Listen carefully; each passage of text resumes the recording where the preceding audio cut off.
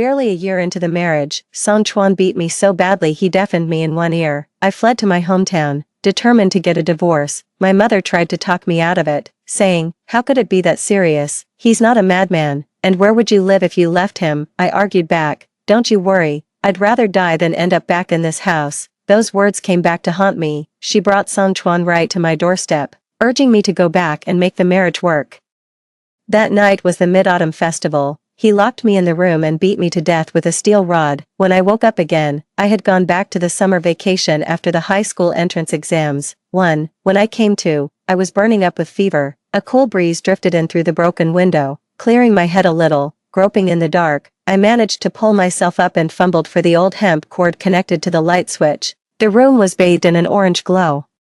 Staring at the dilapidated house and its red brick walls, I finally accepted that I had truly gone back in time. The day was significant. It was the stormy night after the high school entrance exams. My mother sent me out to look for our lost sheep. I managed to find the sheep, but I came down with a high fever. I put off seeing a doctor until the following afternoon. In the end, I just took some medicine and kept delaying proper treatment, which eventually led to a severe case of otitis media. I've always had problems with my ears, and Song Chuan made it worse by slapping me across the face all the time. It was the final straw that broke the camel's back. I went deaf in one ear. I touched my burning hot ear and forehead, then woke up my grandmother who was already awake beside me. I knew she was awake, and she knew I had a fever, but she pretended to be asleep because she was afraid of the expense and the hassle. "Grandma, my head feels so hot, am I going to die?" I wailed loudly on purpose. In my past life, what I thought was being sensible only earned me their relentless contempt. With people who don't care about you, the more sensible you are, the more they take you for granted, and my very existence was a mistake. My father had cerebral palsy, only one side of his body could move. Everyone in the village called him Half-Side Chin. My father has been cared for by my grandmother since the day he was born. Besides her, he only has an older sister. My grandmother was always worried about what would happen to my father after she passed away. At first, she approached my aunt, but my aunt said she had her own family to look after and couldn't possibly care for him for the rest of his life. Then, they came up with an idea. They decided to have someone bear a child for my father, so that there would be someone to take care of him. They searched for a long time and finally found the widowed mother. At that time, she was raising Suing, who was critically ill and needed an operation, and so the deal was struck. And I was born. When I was born, my grandmother cried for days. She blamed my mother for taking her life savings and not even giving her a grandson. They say my mother didn't even look at me and said, "I've held up my end of the bargain. If it's not good enough, I'll just take my own daughter and leave." The phrase I heard most often as a young child was, "Chen Yan, your father only has you. If you don't take good care of him, you'll be struck by lightning." So, from a very young age, I had to climb onto the kitchen counter using a stool to learn how to cook, often burning my hands with hot oil until they were covered in blisters. At times like that, my father would praise me, saying, "At least having you wasn't a waste." I felt I had to do many things to prove that their decision to have me was worthwhile, a sound investment, and that they got their money's worth.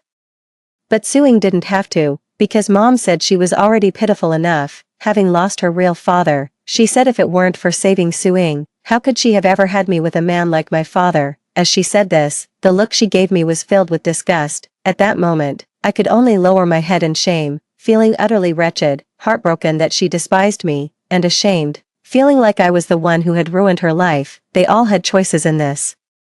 But could I have chosen not to be born? But no one would ever pity me. They just found the perfect punching bag. Raising me was like raising a lamb or a piglet for profit. Naturally, the goal was to cut costs as much as possible, so when I had a fever, as long as I didn't die, it was just assumed I should tough it out. This time, I didn't hold back. I don't need their praise anymore. If no one cares for me, then I'll care for myself. My crying woke up my parents, and Suing, who had her own room.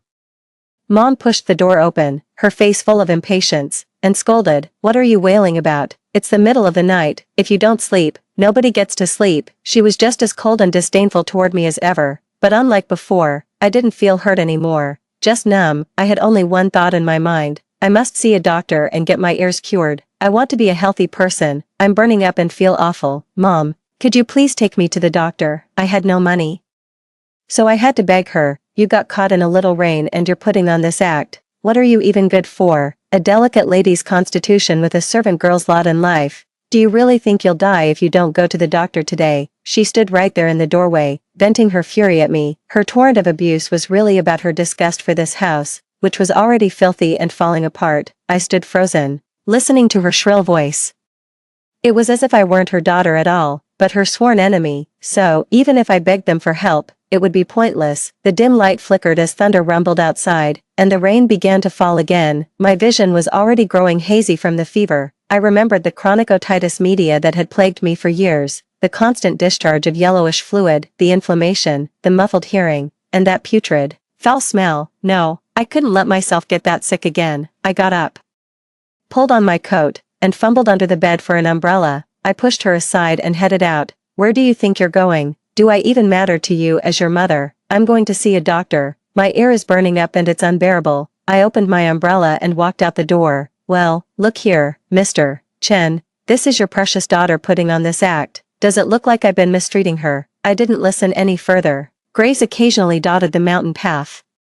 People generally didn't come out at night, afraid of ghosts and such, but right now, I felt that the real demons and hell were behind me. I ran without stopping, stumbling and falling a few times along the way. The sharp, searing pain in my knees as they hit the ground was a brutal confirmation. This was all real. I had truly gone back in time. When I died, I felt no attachment to the life I'd lived. Given the choice, I would have picked a normal family with loving parents and an ordinary life in a heartbeat, but fate brought me back. I'd been given a second chance. Why shouldn't I make the most of it and treat myself right this time? I knocked on the door of Dr. Zhang's pharmacy in town. I begged him to treat me first, promising to pay him back within a week. He looked at me, soaked to the bone, then got up and called for his wife. His wife found me a set of dry clothes, poured me some hot water, and then, while Dr. Zhang was writing the prescription, asked if I was hungry. With that, she cooked me a bowl of hot noodle soup. It's strange, I should be emotionally resilient by now. I really shouldn't be this upset. Yet, a simple bowl of steaming noodles was all it took to bring me to the verge of tears, but I held them back, finished the noodles quickly, and after Dr.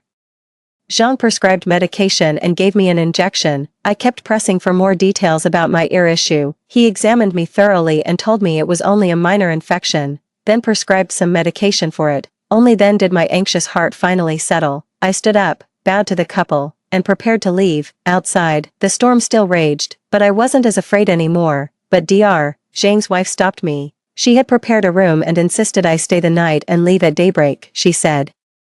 It's not safe for a young woman to be out alone so late at night. It must have been too long since I last encountered a simple act of kindness, because I couldn't help but feel my eyes welling up. Early the next morning, after cleaning the pharmacy, I headed home. As soon as I opened the door, I found the whole family sitting down for a meal. My mother shot me a cold look and said, "So you decided to come back? I thought you died out there." Looking at her face, both strange and familiar, I couldn't help but wonder if she wished I'd just die out there. No, wait, if I were dead, where would she find a free slave and punching bag? In a past life, I might have just lowered my head and let her vent, but why should I? I never chose to be born. She's already killed me once. I looked up, meeting her eyes directly, and said, "So, Mom, are you hoping I die out there?" She picked up the bowl and hurled it straight at me. This time, I didn't dodge. It struck my forehead, and blood streamed down. I did it on purpose, because in the past, if I ever stepped even slightly out of line, she would threaten me. "Go ahead, make a scene, just wait until I divorce your father. You'll see how well you fare then." Back then, I was terrified of all that. I was afraid of their fights at home, afraid they would get a divorce. I endured so much, constantly compromising and giving in. Whenever we went out together, I was the one carrying all the bags. Yet, when Mom bought ice cream, it was only for Suing. The same with drinks. She'd say she didn't have enough money and promised to get me something next time, but I never got that next time. She even said those dismissive words with impatience. Most of the housework and chores fell to me too, herding sheep, working the fields, cutting the grain, harvesting the wheat. Mom said Suing needed to study, that she could teach me once she learned more herself. She said I was father's child, so naturally, I should be the one to help him. I had no time for homework. Every day, I was exhausted to the point of wishing I were dead. Calluses had formed on my palms long ago. I didn't do well on the high school entrance exam and only got into the second to last ranked high school in the county. Back then, they said studying was pointless. It was better to go work and earn some money. Suing was attending the county's second high school at the time and needed extra tutoring, which cost money. so. They arranged for me to work in a factory, pulling night shifts for nearly half of every month. I sent most of the money I earned back home. Back then, Dad would always call me. He'd say, "How am I supposed to go on living like this?" He told me I was all he had left. Mom would say, "After all I went through to bring you into this world, is your father the only one on your mind?" So, after 8 years of working, I'd only managed to save up a few tens of thousands.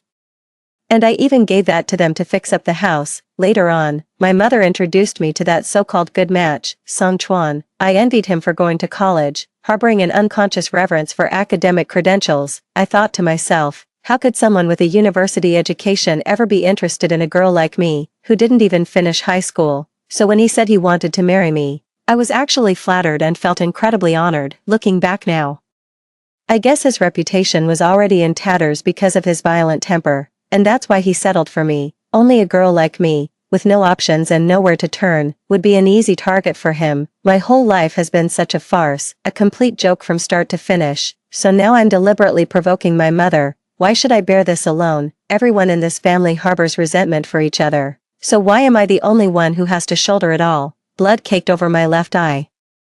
But I kept staring at my mother. I sobbed and demanded, "So you've always wanted me dead, haven't you? Why do you despise me so much, yet treat Suing so well? Why didn't you just kill me? What was the point of giving birth to me?" 2. My first act of defiance brought a brief, heavy silence to the house. Then came my mother's tearful outburst, pounding the table. "I gave birth to you, and for that I'm guilty. I brought you into this world. And this is how you treat me." My sister, Suing, stood up and said impatiently, "Enough of this racket. I'm going to study. Do whatever you want." Mother glanced at her, reined herself in a little, and then turned an even more hateful gaze toward me. Grandma pulled me into the room, found a capsule of amoxicillin in the cabinet, opened it, and sprinkled the white powder onto the wound. "And you know what your mother's temper is like. Why argue with her? It wasn't easy for your father to find a wife. Can't you be a bit more sensible?"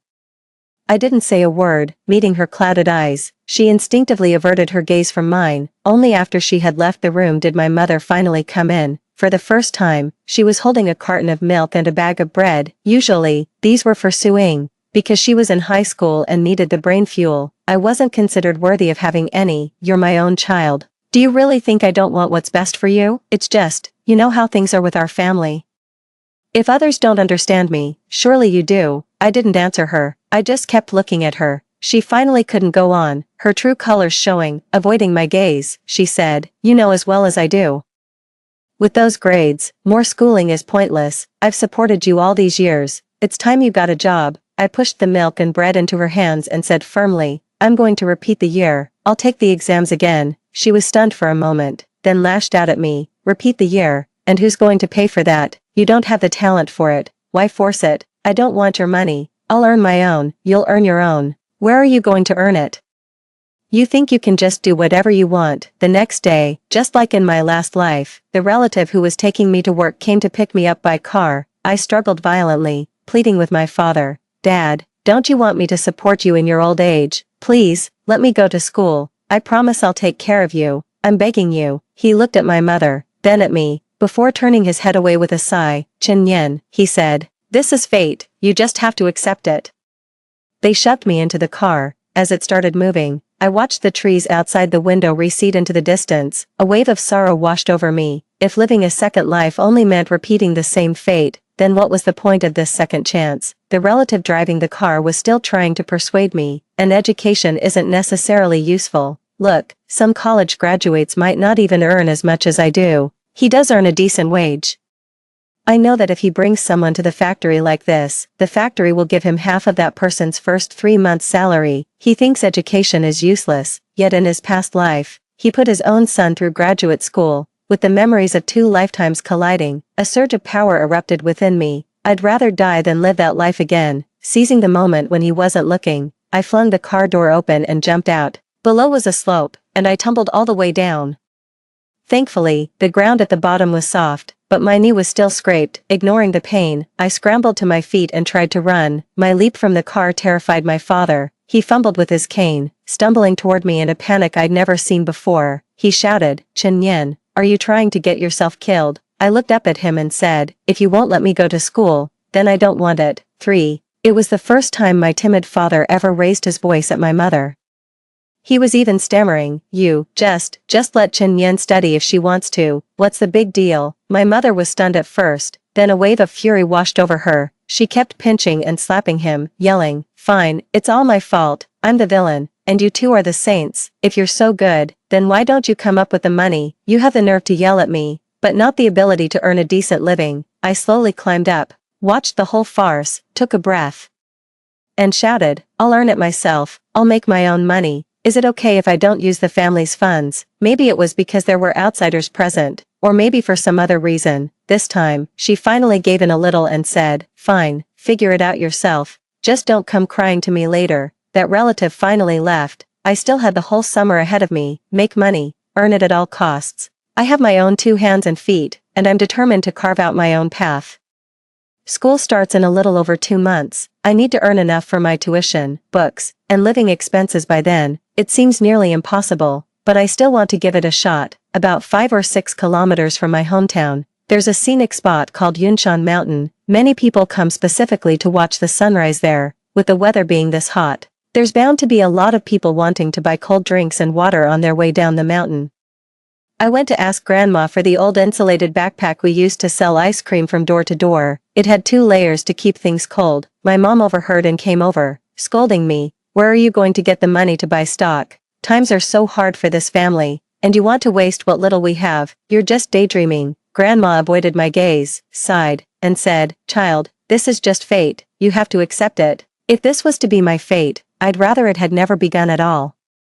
I didn't argue with them, I just took that thick green backpack. So, first thing in the morning, I went to town and sold the only thing I had that was worth any money, my hair. I was already quite good at it, having done it a few times before with my mother. Back then, my reward would be an ice cream or a lollipop. In those days, I felt useful because my hair could be turned into cash. I wished for it to grow faster every single day, even fantasizing about being able to sell it daily. As I got older, I couldn't avoid being teased for my patchy, uneven boy's haircut. Suing had also considered selling her hair, but her mother was strongly against it. She said Suing was getting older, and a girl needs to have some dignity. In this household, I'm the one who needs that the least. As long as no one hits me or yells at me, I'm perfectly content. Thankfully, my hair had grown out a bit more this time, otherwise, I really wouldn't have known how to get the money. I sold my hair for over 100 yuan, which was enough to buy my first batch of stock. To play it safe and avoid getting stuck with unsold goods, I didn't buy much on that first trip. Every morning, I'd load up my basket with goods and head straight from the store to the foot of the mountain. The tourists here are really nice. Seeing I was just a kid, most of them would buy something to help me out. I usually packed a couple of steamed buns for lunch. I'd sell ice cream from noon until late afternoon. As dusk settled and the tourists thinned out, I'd head to a nearby stream to catch crabs and crayfish. At first, I didn't have much experience and couldn't catch a lot, but in this season, I could sell the crayfish to nearby farmhouse restaurants for over 10 yuan per jean. After selling ice cream for a while, I had saved up a bit of money. I figured you can't catch a wolf without risking a lamb, so I bought a few crayfish traps. Every morning, I'd go to the nearby fish market to collect fish gills and guts for bait, put them in the traps, and then collect the traps in the evening after I finished selling ice cream. On a good day, just from selling things like crayfish, crabs, loaches, and eels, I could make over 100 yuan. I started to feel more and more hopeful about the future. I could support myself and pay for my own education. What a wonderful thing this is. I want to study. I want to go out into the world. I want to live for myself for once, probably because of the earlier incident where I jumped off the moving vehicle. My family has become quite hands-off with me now. In the past, if I'd skipped farm work like this, I would have been scolded countless times already, but this peaceful life didn't last long. One day, after trying to sell a bit more, the road home was so dark I could barely see my way. To my surprise, my mother had saved some dinner for me. Standing in the doorway with a tube of erythromycin ointment in her hand, she stared at me and said, "So you decided to come home?" I didn't reply, just stayed silent. I didn't know what to say to her. She tossed the ointment to me, saying, "I don't know what you're getting up to out there all day. Your face is sunburnt to a crisp." A mother's love comes with a price tag, but for me, it's always the cheapest option. It was the first time she'd ever tried to mend things between us, but all I felt looking at that tube of ointment was bitter irony. Suing got sunburned during military training before, so her mother bought her sunscreen right away. She even had someone bring it back from the provincial capital. She said Suing is a scholar. And what if her face got ruined by the sun? But my face often peels from sun exposure. And this single tube of erythromycin ointment was the only thing I got in return for that suffering. I placed the ointment on the table without responding to her. I'm not like I was in my past life anymore. No matter how much she hurt me, the slightest hint of kindness from her would make me unable to let go, and I'd cave into her demands. I opened the thermos and poured the hot water over the cold rice, wolfing it down with some pickled vegetables. My mother said awkwardly from the side. So you do get hungry. I thought you had more backbone than that. I didn't say a word, just kept holding that bowl of rice soaked in hot water, chewing away. Weariness etched across her face. She sighed and said, "Where is a child like you supposed to get tuition money? Do you think I want this? If only your grades were better. Of course I would support your education." Grades. My days were filled with endless farm work and household chores. In middle school, I even skipped evening self-study sessions just to do more for the family. Back then, she would always say, "Your father is like that. Are you trying to work me to death all by myself?" I always gave in to her demands out of a soft heart, but all she did was order me around and make me yield. When I was a child, I once overheard her holding me and saying, "Suing said, you're all I have left, my child. I will do whatever it takes to give you a future." For, in this family, everyone had someone to rely on. Grandma and Dad had each other, and Mom had Suing. I was the only exception. Grandma and Dad resented me for not being a boy, and Mom despised me because I represented the most shameful chapter of her life, so I decided to support myself. Is that so wrong? I put down my chopsticks and looked her straight in the eye. "You don't lift a finger to help around here. Are you trying to work me to death?" She finally said what she'd been wanting to say all along. This was actually a self-justification trap, the kind of thing they always used to say, "If you don't send money home, do you want your father and me to just wait here and die?" The truth was, she took the money I sent and gave it to her daughter, but she always pinned all the blame on me. I looked up at her and asked, "You managed to survive just fine without me, didn't you?" "Oh, wonderful. You've grown a backbone, have you? What was the point of me giving birth to you? I should have smothered you the day you were born." I had no desire to become part of their family. Staring at her, I was suddenly reminded of how, in my past life, she had brought San Chuan here. Could they truly not foresee what my fate would be? A sudden wave of disgust washed over me, disgust for this conversation, for my own helplessness as a child. No matter how desperately I tried to climb forward, she was always there, trying to drag me back down.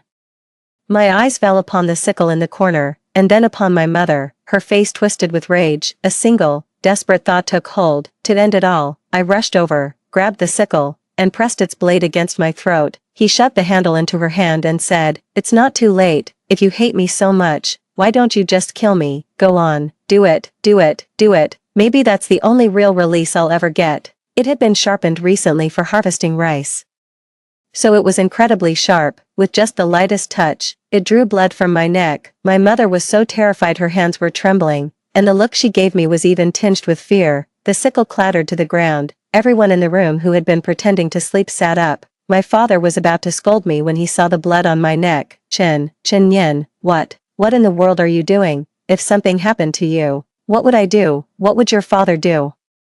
Then he turned to my mother and said, "What on earth are you trying to do? Can't you just settle down for once?" My mother took the opportunity to slump to the floor, butting her head against his waist and nearly knocking him down with her. She wailed, "Fine, how dare you curse at me, you Chen? I don't want to live anymore. I won't go on living. I married this half-man, half-monster, and you still treat me like dirt." The room descended into chaos. Suing opened the door as if to say something, but she didn't utter a word. She just slammed the door shut in a fit of anger. The noise was so loud I thought my eardrums would burst. I picked up the sickle, and suddenly, everything fell silent. "Chen," my father called my name, his voice tinged with fear. I didn't answer him. Instead, I looked straight at my mother and said, word by deliberate word, "You're right. You're afraid I'll die too, aren't you? Because if I die, your own daughter will be the one stuck supporting you from now on."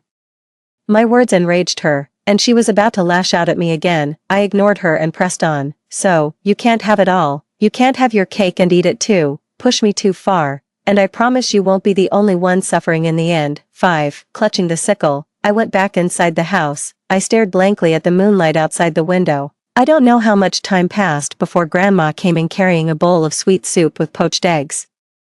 along with a cobweb she'd somehow scraped together and 2 pills of amoxicillin. With a somewhat pleading look, she said to me, "My girl, Grandma knows your heart is heavy, but if something happens to you, what will become of your father? You're all he has." Back then, when she'd ask, "Is my father important to me? Has he been good to me?" I would mostly just hang my head in shame, overwhelmed with guilt. But now, I can't understand it. "If you need me, why do you still treat me so harshly?"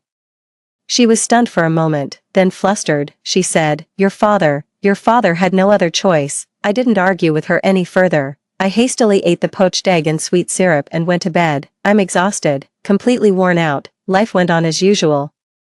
I still went out to earn my keep, but now when I came home at night, there'd be a hot meal waiting for me, sometimes even with an egg, and then, for the first time ever, my father sought me out and pressed 100 yuan into my hand. His eyes were a little red as he said, "Your father had no other choice. I'm so sorry, I've grown numb to it all. Hearing this doesn't really affect me anymore. I didn't take his money. I used to need it. But not anymore. There's no one I can truly rely on.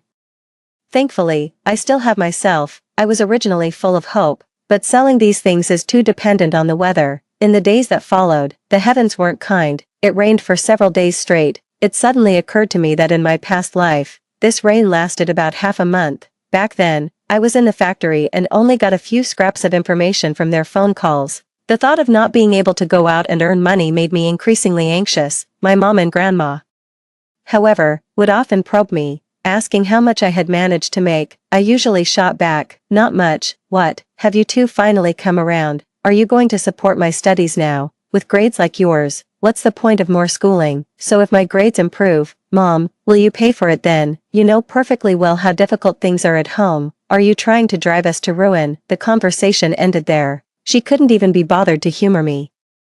I've managed to save nearly 2,000 recently. This money is my lifeline and my sense of security. I've split it up and hidden it in several places because I don't feel safe in this house. I rarely check on it, for fear they might discover it. One night, after I was sure Grandma had fallen asleep, I quietly crawled under the bed to check on the stash of money I'd hidden there, over 500 yuan. When I lifted the brick, all I found was an empty plastic bag. In that moment, a chill ran through my entire body. I sat by the bed until dawn. When Grandma asked me what was wrong in the morning, I simply told her my money was gone. She was quick to distance herself, saying, "I didn't take it." Then, as if remembering something, she said, "Forget it, child, you know perfectly well how things are at home." I didn't answer her. Outside, a torrential downpour was falling, the reservoir was swelling, and many people had gone out to catch fish. I knew of a rather out-of-the-way spot where it was easy to catch fish. Grabbing a bucket, I charged out into the pouring rain. I spent the whole day fishing in the creek. My feet were soaked and peeling, but at least I made over 200 bucks. When I got back, I realized they had been looking for me everywhere. My dad came at me with his cane, shouting, "Where the hell have you been? In this downpour? Weren't you afraid of drowning?" I finally couldn't hold back my emotions and said, "Do you think I don't want to die? Do you think I don't want to? Do you think I don't want to be free of this?" When the villagers understood that the money I'd saved up myself was gone, some of the soft-hearted ones even shed tears for me. It's laughable. People with no blood ties to me would cry for me. What, then, is the point of blood relations? Several elderly women immediately offered to pool some money for me, but I declined.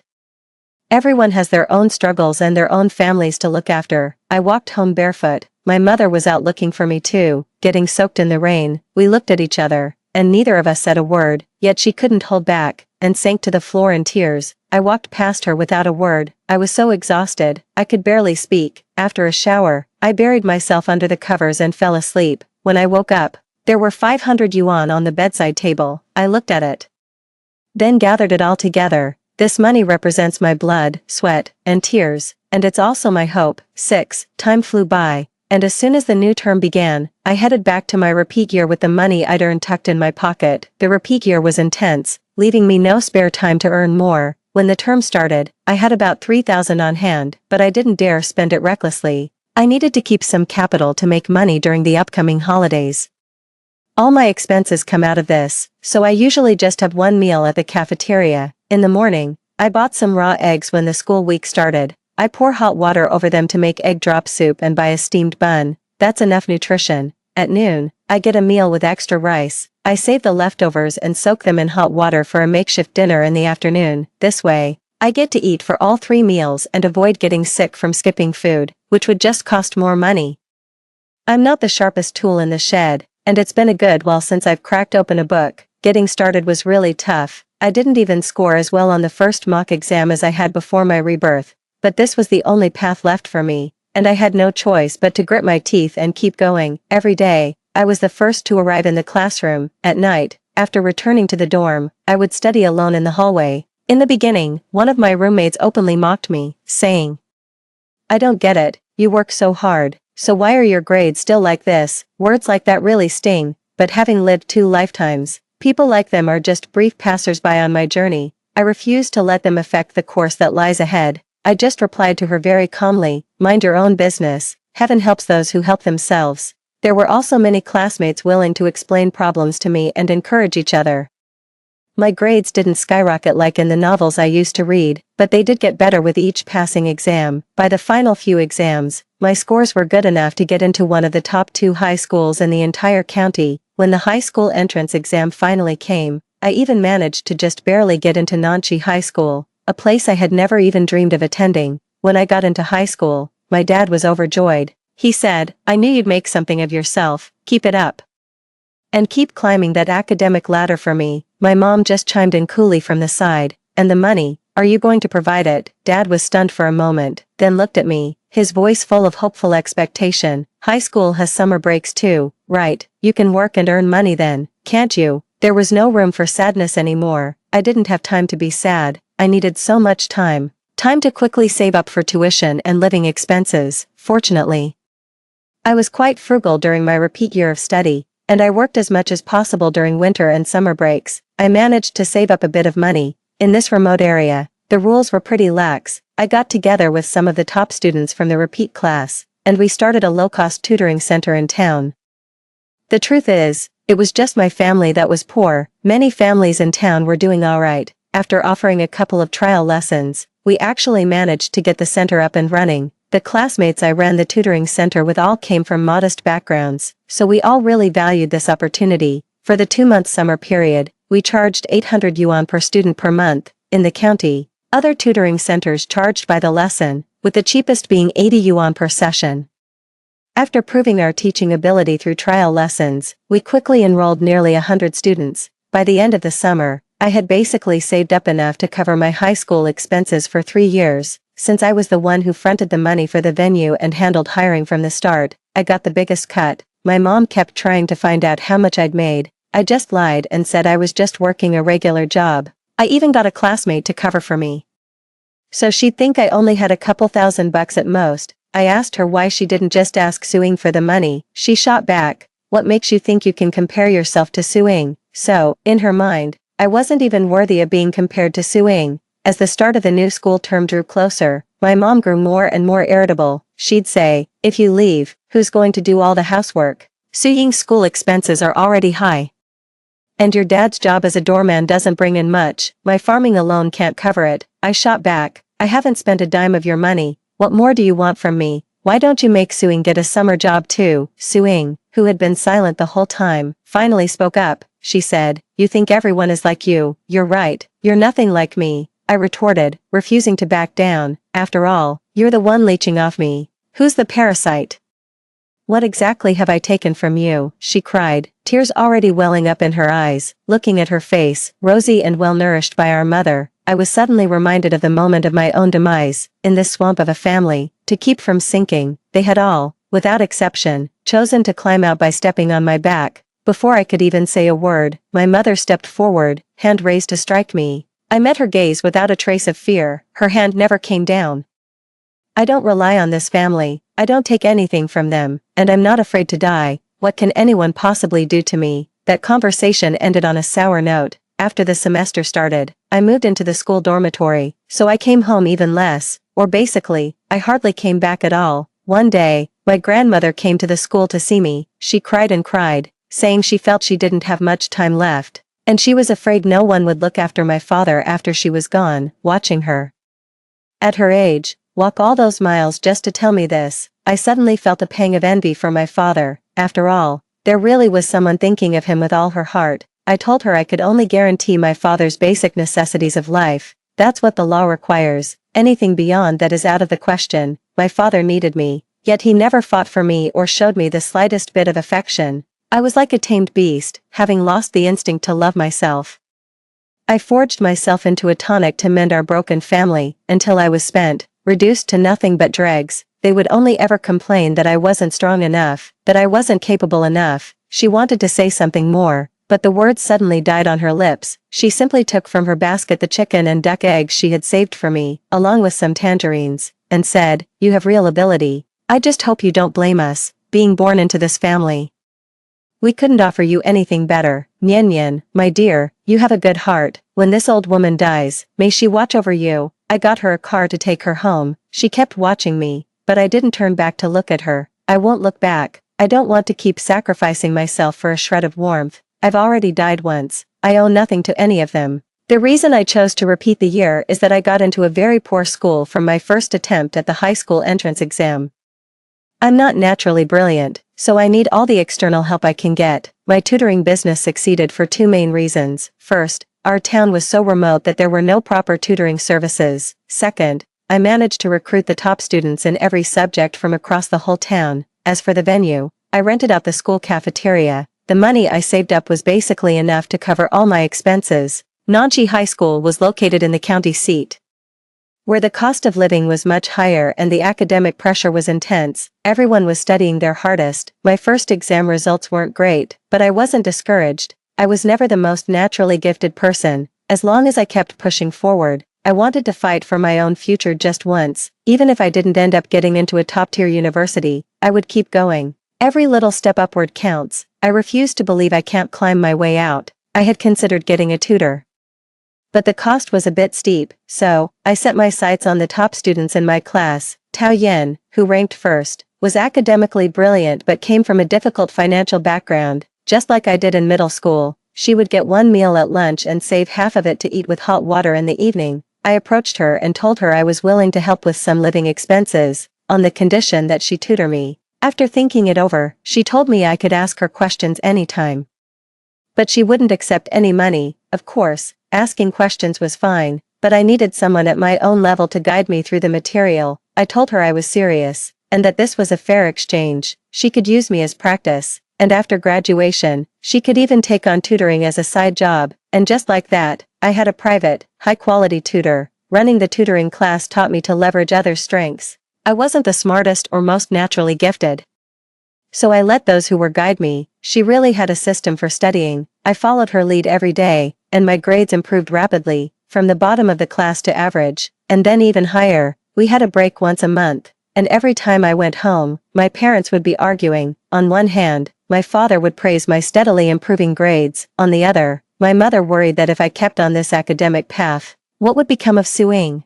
I can't stand this atmosphere. But there's nothing I can do. I really have nowhere else to go for now. It wasn't until my second year of high school that my grandmother passed away. Our family didn't even have the money for a funeral. I remember in my past life, I had to use my own savings from the factory and borrow from coworkers just to cover the costs. Because of that funeral, I ended up with a lot of debt, and it took me over a year to pay it all off. Since I wasn't working this time, the family couldn't come up with the money ourselves. Most of it was borrowed. In a way, that forced us to keep things simple, so we didn't spend a lot. I remember in my past life, the wake lasted 7 days and 7 nights, as they said it was an auspicious day for the burial, but around here, the custom is usually no more than 3 days at most. Later, to pay off the debt quickly, I took on handcrafting work after my late shifts, lived on instant noodles, and barely had a proper meal twice a week. It took me over a year of scrimping and saving to clear it all. Now that there's no money, nobody's chasing good omens anymore. I wonder if they ever stopped to think that it was my hard-earned money. Too, after the funeral, my mother came to me and said, "You know how things are at home. It's not that I don't want to support your education, but if you don't go out and work, how are we supposed to handle the family's debts?" The family still owed over 5,000 in debt. From running a tutoring class before, I actually had more than 10,000 saved up. I didn't offer the money right away. Instead, I called the police first. There was no point in letting the argument drag on. In front of the police, I tearfully took out 2,500, saying it was the money I had saved up for high school. When I was in high school, Dad initially offered me $100. I didn't take it, and he never offered again. but out of the 1,500 he earns, 1,200 goes to Suing, who's taking the college entrance exam this year. I know mom wants me to pay for her college, just like in my past life, but why should I? It's not like I'm her parent, she's even older than me. Last time around, I did support her, and what did I get? She just kept studying, applied to go abroad, and then lived it up in another country, leaving everything behind, because she scraped together the money for studying abroad herself. All she said to me was, "I don't owe you anything, it was my own money." She would give her mother some living expenses, but her mother was reluctant to spend it. Instead, she mostly came to me for money, believing her good daughter had it tough out in the world and wanting to save it for her. What a touching mother-daughter bond. Just not for me. I sweated blood in the factory to support their whole family, only to be met with, "It's not like I owe you anything." With the police involved this time, my mother didn't dare say much more, but she couldn't hide her resentment and asked, "Then what about Su Ying's university tuition? So the younger sister is supposed to put her older sister through college? How does that make any sense? Besides, if you're facing financial hardship, you can apply for student aid. We can even help you apply for some social assistance." The two officers spoke, and each slipped a few hundred yuan into my hand. I could no longer hold back my tears. Our area is poor and remote, and I know their salaries aren't high either. I didn't want to accept it at first, but they just said, "Once you've made it through your studies, you can help others in turn." Besides, if I refused it now, it would definitely make my parents suspicious, so I kept that 2,000 or so yuan.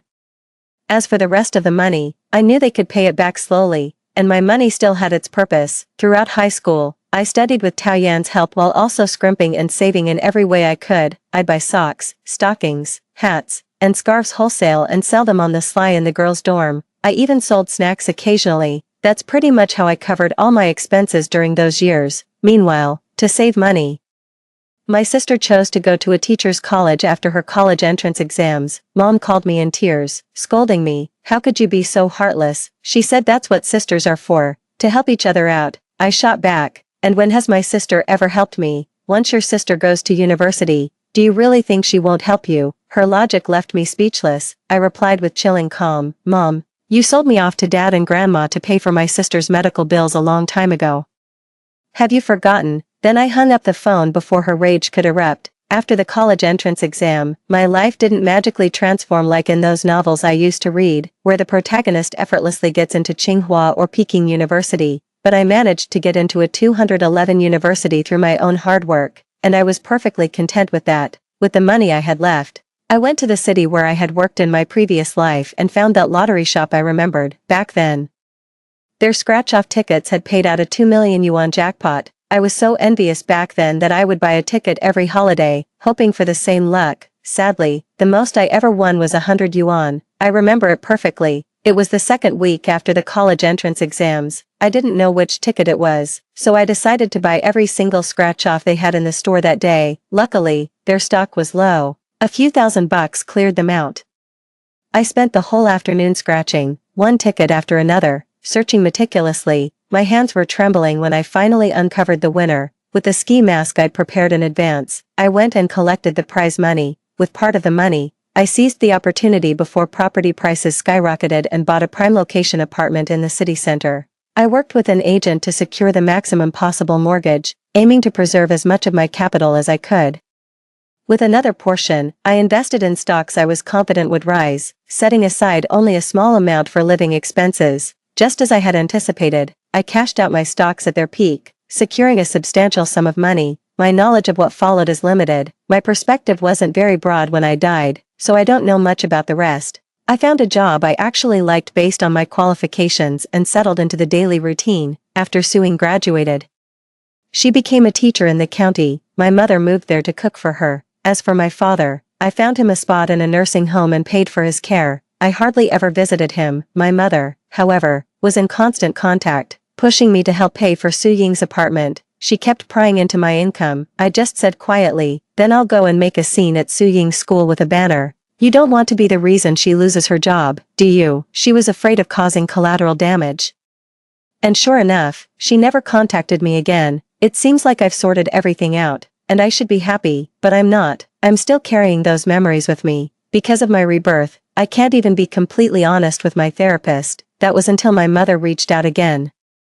saying she wanted to set me up on a blind date. It was Song Chuan after all. I had thought about getting back at Song Chuan, but I was just a student back then. Later, I got so caught up in making money and studying that I almost forgot the whole thing. I added Song Chuan as a contact and then quietly introduced him to a wealthy woman with sadistic tendencies, doing everything I could to push them together. Song Chuan couldn't resist the temptation and married the wealthy woman.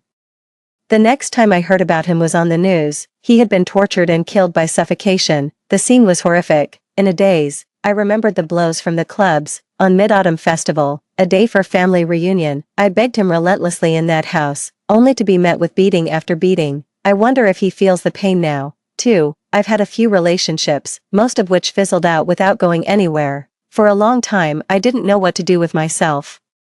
It felt like my days held no meaning, even happiness seemed distant and fleeting, and the joy money brought me wasn't all that lasting either. Later, I returned to that remote mountain village. It was desperately poor, as if it had been stuck in poverty for generations. I saw many children just like I had been. Even after all these years, students were still dropping out of school. I've sponsored some students, launched local agricultural support initiatives, and set up a modest food processing plant. Things seem to have changed, yet in some ways, they feel just the same. But I know parents now have income, and fewer children are dropping out of school. I can't help everyone, but I can help some. More often than not, I feel like I'm helping the version of myself from a past life who had no one to rely on. End of text. Story 2. My husband is a renowned scientist. When asked about emotions during the interview, he said, "I don't consider myself a qualified partner. Under no circumstances would I prioritize romantic love. I only wish to spend my limited time pursuing boundless science." After the program aired, there was nothing but praise for his fearless pursuit of science, yet I quietly tucked away my medical examination report. "I have cancer, terminal stage." Those were the days he went to London to receive the award. They were my last days in this world. 1. The last moment before consciousness faded was the blinding light of the surgical lamp, and when my soul left my body, I could see the entire operating room. When I saw the electrocardiogram beside the hospital bed, the line representing the heart rate had already flattened into a straight line. I suddenly realized, it seems I had already died. 2. For some reason, I became a spirit, able to drift around freely. Just this morning, I was still in good spirits and managed to exchange a few words with Chong Bai Lu. He had an international research presentation to attend and was flying out at noon today, so I woke up at 7 a.m. to prepare breakfast for him. Despite Chong Bailu's seemingly indifferent appearance, he's actually quite particular about food. The toast should be toasted just a little bit more, and the milk should be heated to about 80% warmth. As my son puts it, "Mom, you've spoiled Dad's taste buds." I neither confirm nor deny this. After all, having taken meticulous care of him for 20 or 30 years, even the most troublesome things have become habits. 3. Old Chong. I heard that due to some air mass influence, temperatures in the UK will drop suddenly. I brought an extra down vest for you. The chewing gum is in the left pocket of your backpack. You always get air pressure on flights. Chewing one will help. Don't stay up too late at night. Has your heart been bothering you recently? Go to bed earlier. It's a polar continental air mass. My words were abruptly cut off. Raising my head dully, I met his clear eyes. The saying, "Time never defeats beauty," fits Chong Bai Lu well. His brow bones remained strong, approaching middle age. Yet time seems to have left no trace on him, so that chill carried since youth can still pierce straight to the depths of my heart. He was correcting the inaccuracy in my first statement. Britain, due to the influence of some air mass, should be polar continental air mass, but I just wanted to show him I care, so I lowered my eyes, straightened his tie for him. "Got it. Be careful on the road, La Chong." He brushed past me sideways, thinking I had nothing to do this afternoon. Actually, that wasn't the case. He was going to the other side of the Atlantic to attend an academic presentation. I also had a meeting to attend. This is my preoperative meeting. The doctor said the success rate of this surgery is only 20%. 4. The doctor informed me that the stomach cancer wasn't detected in time, and the cancer cells had already spread throughout my body. I sat in the hospital corridor all afternoon. The TV mounted in the corner was playing an episode of Today's Interview, featuring Chong Bailu's invited appearance from a few days ago. The man with cold eyes didn't want to waste much time on anything outside of scientific research. Even when asked about his wife, he only gave a brief response. "I'm a blockhead. I don't understand love. To me, a wife is more of a responsibility, celebrating anniversaries, that's just formalism. I'd rather spend that time conducting more experiments. Sounds exactly like something Chang Bailu would say. He doesn't even celebrate birthdays, let alone anniversaries. When I was young, I would pester him, hoping that one day he would come to me with a bouquet of vibrant roses, yet I never received a single rose. A mind capable of memorizing countless data stubbornly refuses to remember those 4 digits of my birthday. Eventually, I just sat alone at the table, preparing a bowl of longevity noodles, and called it a day. The Changbai willow is an iron tree that cannot blossom. It took me over 20 years to finally accept this truth. So it's only in recent years that I've gradually come to realize my own mistakes, call it exhaustion or resignation. The funny thing is, he is him, and I am me, the truth that lay plainly before me decades ago. I only understand now. I folded the medical report into a corner and put it in my pocket, only calling my son. 5. Chang Chuan is close to me, because Chang Bailu doesn't like children, and his only son knows nothing about scientific research. After listening to my emotionless narration, Chuan's voice choked up a bit. Mom, you and Dad. I didn't tell him. I lowered my eyes, staring at the granite beneath my feet. I don't want to talk to him. He is him, I am me, and besides, what would he do even if he knew I was sick? Would he give up his round-the-clock obsession with scientific research to take care of me? Chuan, Mom doesn't know how much longer she can live. If one day Mom dies, don't even tell your father. I lowered my head to smooth out my clothes. Why bother Chang Bailu with something he clearly couldn't care less about?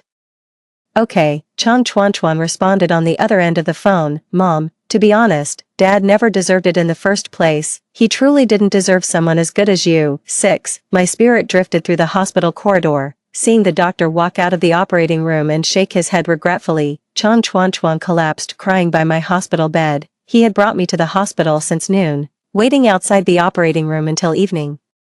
But Mom couldn't hold on and failed to open her eyes. He cried so heartbreakingly, and I was anxiously circling around him, yet he couldn't see me. I so wanted to hug him, to comfort him like when he was little and tell him not to cry. Chuan has worked very hard, although he didn't become a scientist as his father expected. His paintings are loved by many people, and he's going to have an exhibition in Italy later this year. I sat beside him, looking up at the stars at night, singing to him just like when I used to comfort him as a child. He can't hear, but I feel like this way, he'll know his mother is by his side. I was suddenly carried away by a gust of wind to a place very, very far away. The sensory experience of the spirit after death is truly marvelous. I could simultaneously perceive what was happening in the hospital after my passing. At the same time, I found myself at the conference venue where Chang Bailu was holding his meeting.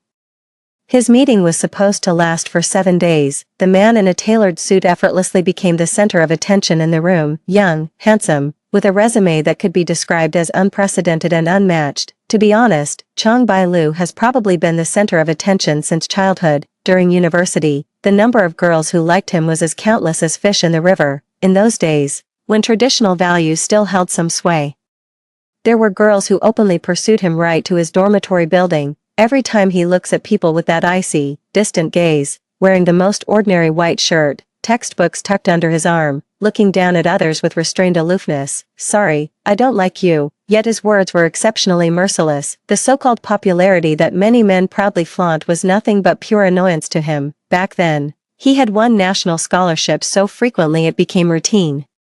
The teacher would often mention his name in class. At that time, I was one of those students who looked up to him, standing at the very periphery. I only dared to steal a glimpse at the corner of his shirt as he left the cafeteria. Chang Bailu had absolutely no idea that I had been secretly in love with him for 3 or 4 years before our blind date. I would never have guessed that 3 years after graduation, the blind date arranged by my family would turn out to be him.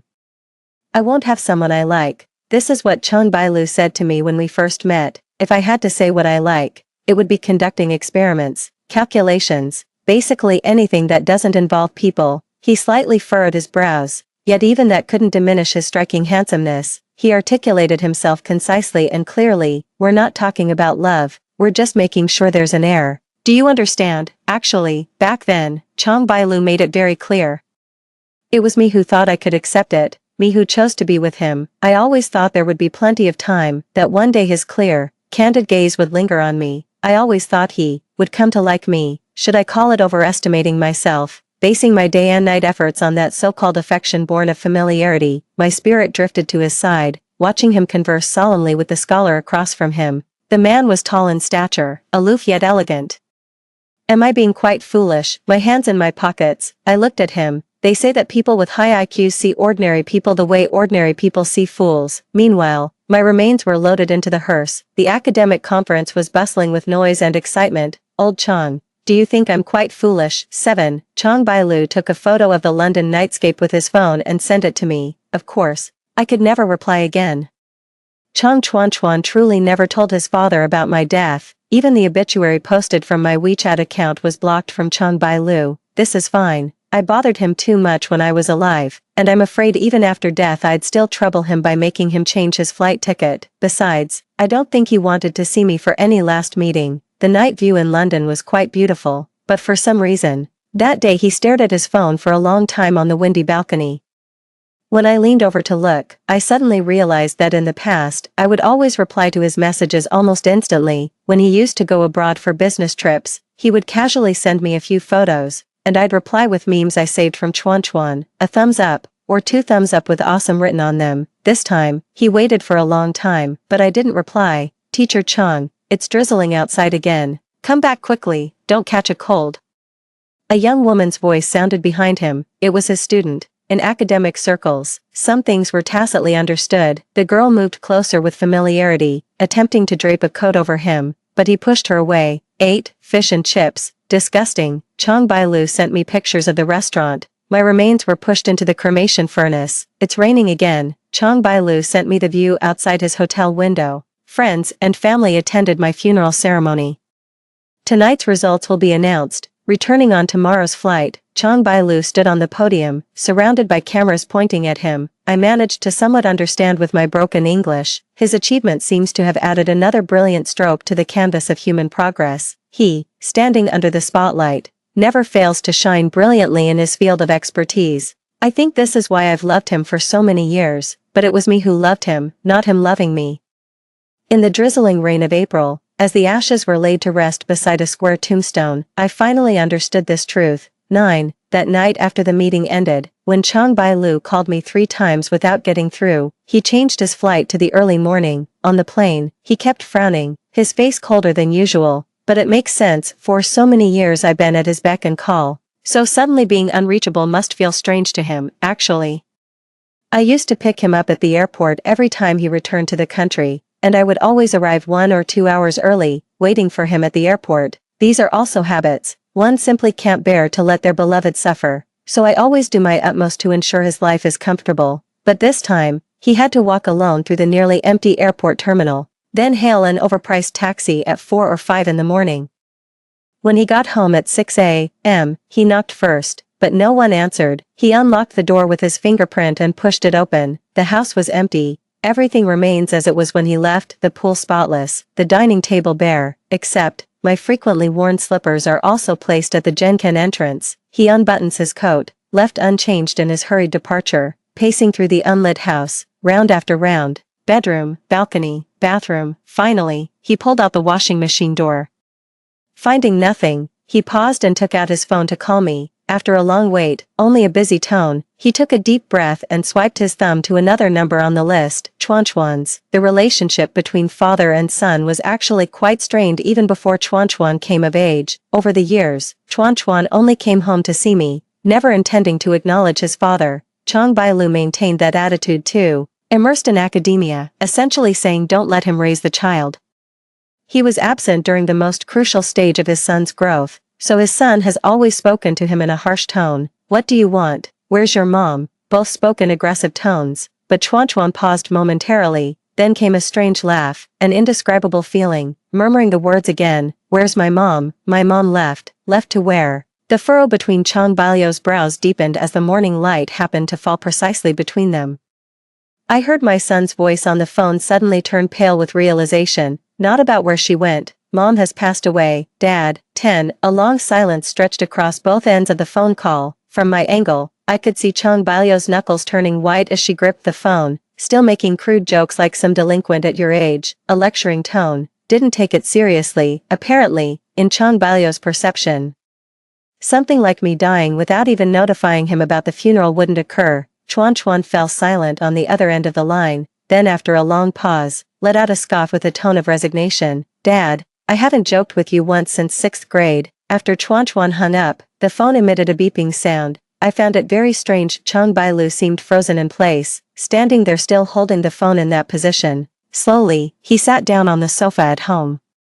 While academically rigorous and meticulous, Chang Bailu was the complete opposite in his personal life. He was utterly carefree to the extreme, so it's always been me tidying up the house. His study is often piled with manuscripts, and he won't even let me touch them. I've been scolded by him more than once for things like this. Looking back now, perhaps I was never really the right type of person for him. Maybe he needs a female scientist who can discuss the boundless academic universe with him.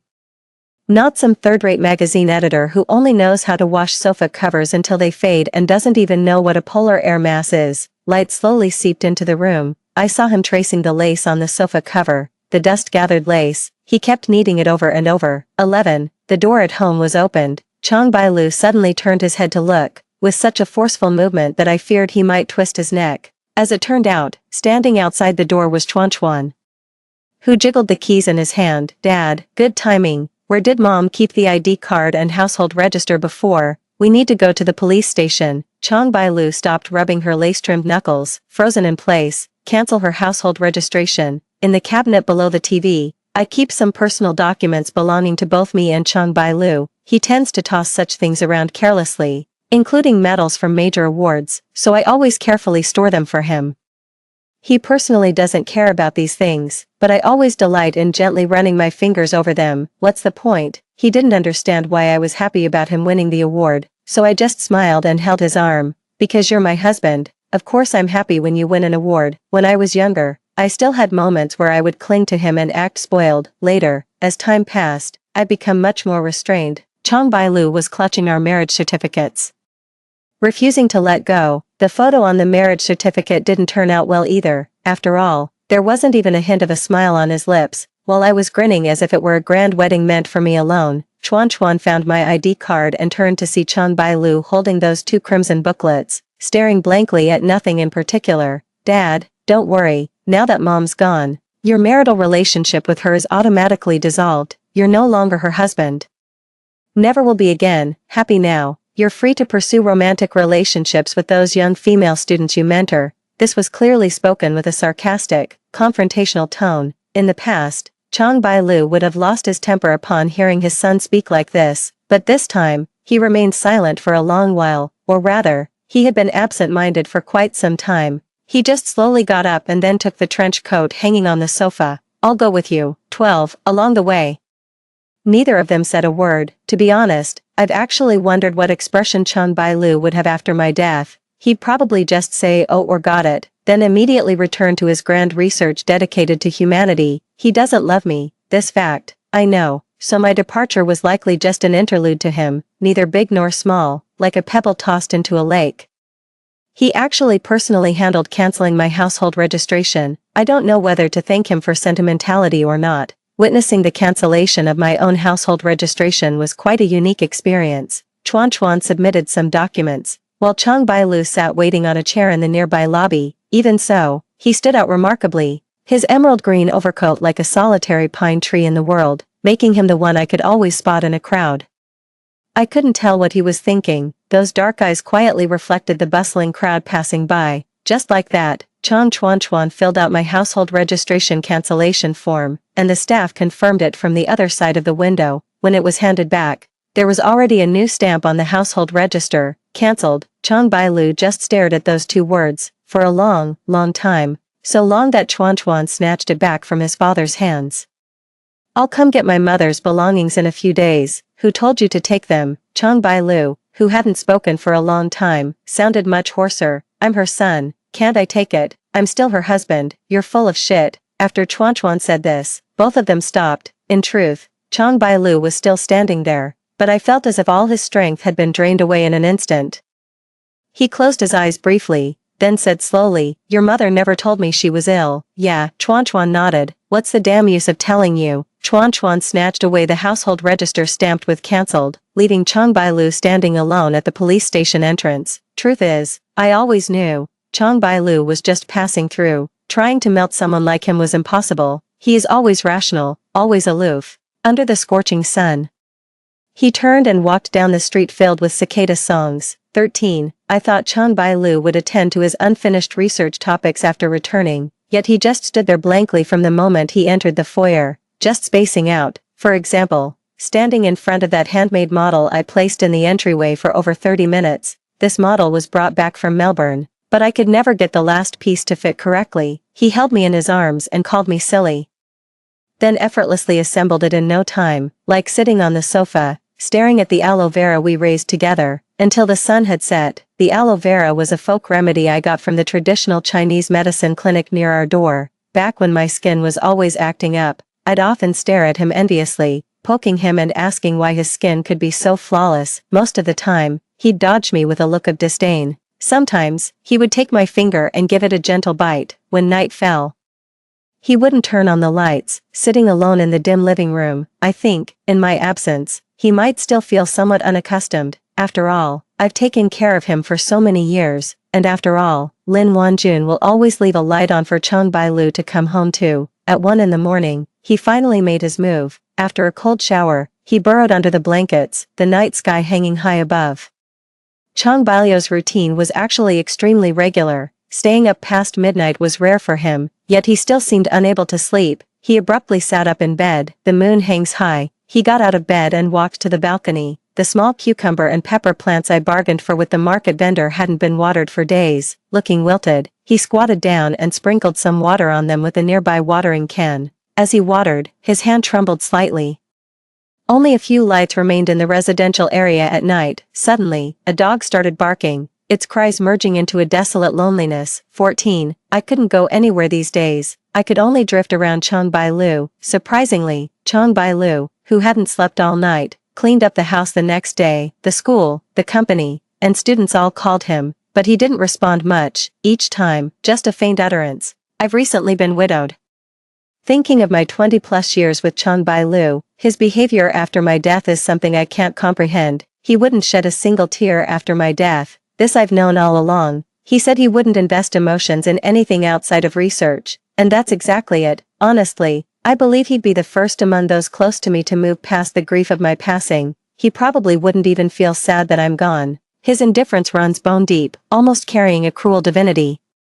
But now it doesn't seem like his normal reaction, like staring at the gift I brought back for him from Morocco all afternoon. The doorbell rang, and he slowly shuffled over to open it. Outside the door stood old Zhao, a good friend from our neighborhood and Chang Bai-lu's closest companion. Old Chang, just out for a walk. Here, I brought you some pancakes from that shop at the neighborhood entrance. Chang Bai-lu's gaze shifted somewhat blankly to the pancakes. It must be said, old Zhao truly lived up to being his friend. Chang Bai-lu hadn't eaten for 2 days and a night. Old Zhao understood. Without me, Chang Bai-lu wouldn't even know how to cook a meal. The sunset bled across the porch like crimson as Chang Bai-lu turned slightly to usher him inside. After a long pause, she spoke softly. Even you were invited to her funeral. Those words instantly silenced everyone nearby. Sigh, old Chang. It's all in the past now. Let the dead rest in peace. Old Zhao kept Chang Bai-lu company for a while at his place. Chang Bai-lu was never much of a talker, and now he was even more silent, glancing down at his watch. Before he could even speak, Chang Bai-lu had already said, "You'd better hurry and go. This personality really doesn't leave others any face." Fortunately, old Zhao wasn't the type to take offense. After saying goodbye at the door, just as he was about to leave, old Zhao suddenly leaned out, as if hesitating for a long time before finally making up their mind to speak. The sunset echoed quietly behind him, his gaze surging with sorrow. When old Lin was alive, he often told me he envied me. What did he envy me for? Envious that I can do research and understand those complex theories, she said. If only her mind worked as quickly, then maybe old Chang would talk to her a bit more. The fading crimson of the sunset reflected in the pupils of the person before her. And Chang Bai-lu froze in place. Old Chang, to offer one's sincere heart to someone isn't meant for that person to trample it into pieces. 15. I leaned against the doorframe, watching Chang Bai-lu still organizing our things. He'd been at it all night, seemingly tireless, when he flipped open a photo album. Inside were photos I'd compiled of us together. There were actually very few. Despite having that face that's attracted admirers since childhood, Chang Bai-lu never liked taking photos. Many times I had to drag him into taking photos with me. There were also times when he had no choice but to be photographed. like the one he's currently rubbing with his fingertips. The cable car ride we took together in Fragrant Hills. Back in those days, there weren't many safety measures. After he explained how the cable car worked, I was terrified and clung tightly to his arm, only to be met with his icy, "I regret explaining this" look. I remember now. There's actually a story behind this photo. That was probably the only time I ever fought with him, threatening to divorce him. Chong Bai-lu had always been busy, especially when he was younger, with virtually no free time to spare. I really pestered him for a long time and did a lot of convincing before he finally agreed to set aside 3 or 4 days to take a trip with me. The date was set, and the tickets were bought. Starting 3 or 4 days before the trip, I was already full of anticipation, but then, just one day before departure, he suddenly had a group meeting and couldn't go. No matter what, I was already quite angry, but not to the point of being hysterical. What really broke me was, he went to attend a group meeting, which was also out of town, and went alone with a female student. The female student comes from a well-connected family, while I usually take care of Chong Bai-lu. That girl always dresses up flashily and tries to get close to him. Whenever I came to see Chong Bai-lu, she would seize him to ask professional questions, dragging on for over half an hour each time. As for me, I'd just be left holding that box of takeout that was getting cold, waiting dryly. I asked him if we could cancel the group meeting, but he said it couldn't be done. "You go by yourself," he said indifferently to me while tidying up his manuscripts. He said those words in the morning, and by evening the divorce papers were on his desk. He finally looked up at me from that pile of newspaper data. Back then, very few people got divorced, but at that moment I genuinely wanted a divorce. I was utterly broken, emotions inexplicably tangled, perhaps because I was already pregnant with Chuan Chuan, hormones raging. Such a venting act, only my younger self could have done it, but now I actually think it would have been better if we had really divorced back then. That night, Chong Bai-lu packed her luggage and stood outside my room. He was never much of a talker, so even now I don't know how he managed to cancel that unavoidable group meeting. Anyway, the next day he set off on the journey with me, and we took that photo. I wrapped my arm around his, pressing close, yet his handsome face remained expressionless and aloof. After returning, his career hit a rough patch, for which I might bear just a tiny bit of responsibility. It seems like we never really had many happy memories together. It's quite a wonder we even got married and had children. He turned over that photo paper. On the back was a sentence I had written. "I'm sorry, Lao Chong. I never know how to make you happy." He suddenly clenched that photo paper tightly, the paper card cut into the flesh, leaving a bloody mark. 16. Chong Bai-lu found the wine we brewed last year in the storage room, with my seal on the lid reading, "Do not open until Chong's 3rd year, 7th month." By the time I added these words, I already knew I had cancer. I wrote them because I understood he wouldn't remember these things. While tidying up the study, he uncovered the note pressed beneath the glass desktop. "A time will come to ride the wind and cleave the waves. I'll set my cloud-white sail and cross the sea which raves."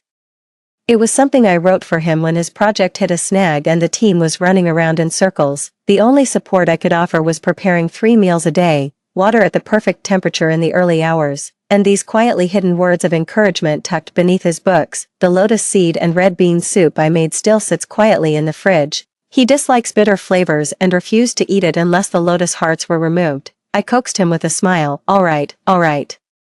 I'll peel the lotus seeds for you before making the next batch." Okay, but deep down, I already knew there wouldn't be a next batch for him. Now he sits at the dining table, gently removing the cork I had sealed, and slowly finishes the box of lotus seed and red bean soup with the still good wine. Then 15 minutes later, I went to the bathroom and vomited until the world spun. Well, this thing's been sitting in the fridge for over half a month anyway. Chong Bai-lu doesn't drink much. He once said alcohol only interferes with his thinking, yet he finished that entire bottle. His alcohol tolerance must be terrible. He clung to the bottle so desperately it made me wonder if I'd misremembered the date. As if the liquor had fully fermented, he rushed to the bathroom to vomit again. A loud noise came from the bathroom as he collapsed headfirst into the sink, water gurgling and pouring over his crimson-tipped ears. He slowly raised his head, staring at the figure in the mirror. Then suddenly, without warning, threw a punch, smashing the mirror. The great scientist Chong has quite the strength in his hands. The mirror cracked, blood flowing down the fissure. He stared at the distorted reflection, utterly defeated. I rarely got to see him like this, so emotionally explosive. No matter how much I provoked him before, he never showed any reaction, whether it's anger or expressions of love. The irony is that after decades of marriage, It turns out he never properly expressed love to me. The blood on his hand stopped flowing, and he walked out of the bathroom, dragging a chair blankly before coming to the wardrobe in the bedroom. He staggered onto the chair. The top shelf of the wardrobe held our seasonal bedding. My body fears the cold. Even a slight chill is unbearable to me. When I was young, I would act coquettishly towards him, opening my arms for a hug whenever I returned from the cold winter outside. "It's cold, hold me."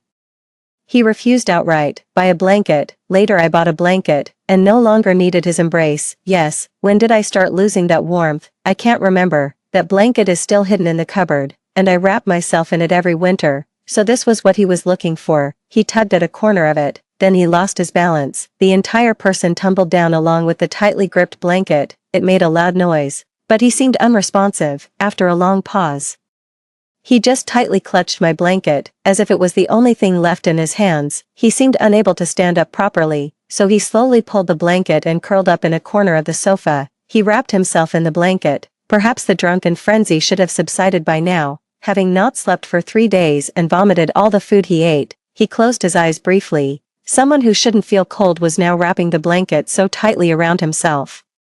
It was almost covetous. Would he really covet what's mine? I never thought of it that way. He struggled several times, grabbed his phone, and dialed a number. It was old Zhao. "Old Chong, let me tell you something." On the other end of the line, old Zhao seemed to have anticipated this. "Old Lin is gone, and that's that. The dead can't come back to life. Don't dwell on it, you, old Zhao." The words were cut off. In the silent night, he stared up at the ceiling that would never light up again.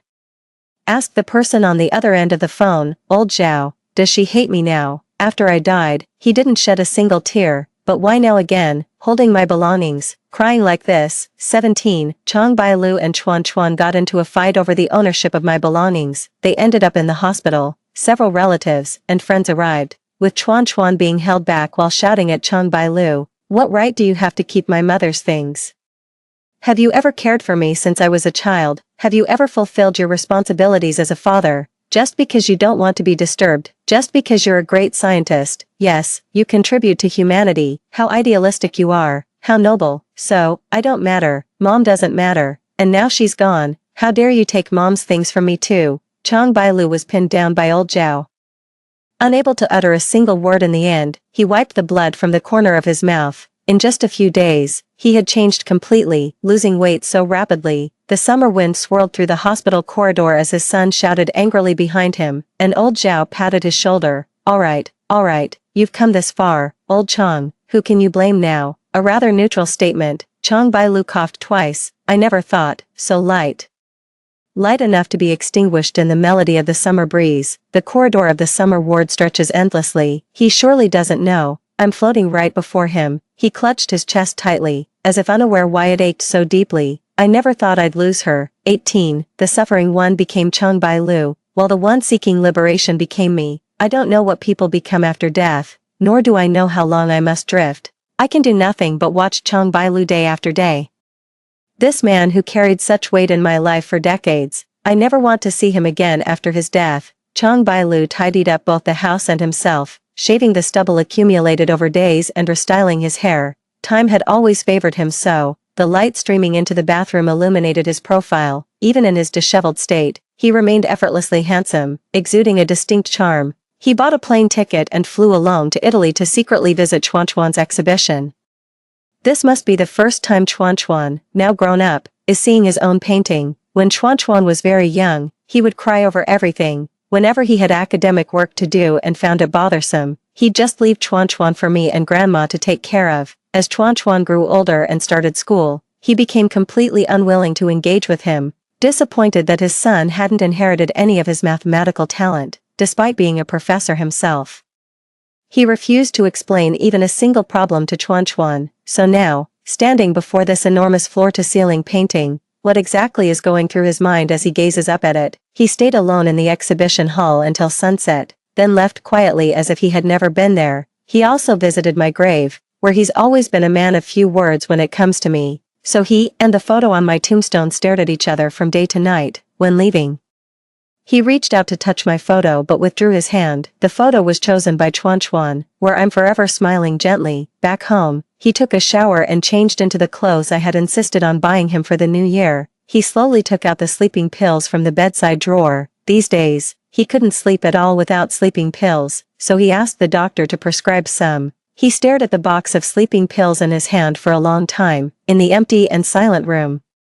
As if the figure of the person from the past could no longer be found, he threw the sleeping pills into his backpack. Before closing the front door, he suddenly, without warning, gave a deep glance in my direction, then walked away without looking back. 19. Chong Bai-lu knows of my existence. 3 days later, I suddenly realized this matter, because since 3 days ago, Chong Bai-lu began writing some words in the notebook. Awan. I don't know if you're by my side, you might be, or you might not.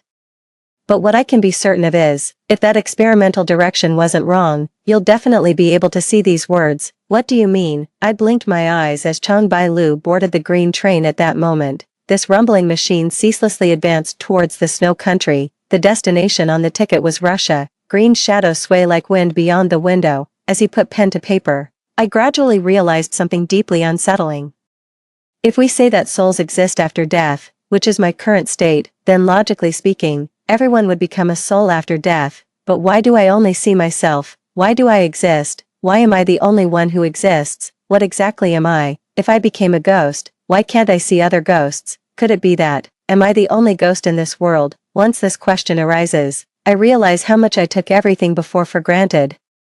The fact that I retained consciousness after death is itself an extremely strange phenomenon. I suddenly raised my head and looked at the man meticulously writing characters in his notebook. It's no coincidence. Nothing is by chance. The fact that I retained consciousness after death is absolutely no supernatural tale. It's because of Chong Bai-lu, the person who touches the world's cutting-edge technology and stands at the academic pinnacle. What was done to my body without my knowledge? 20.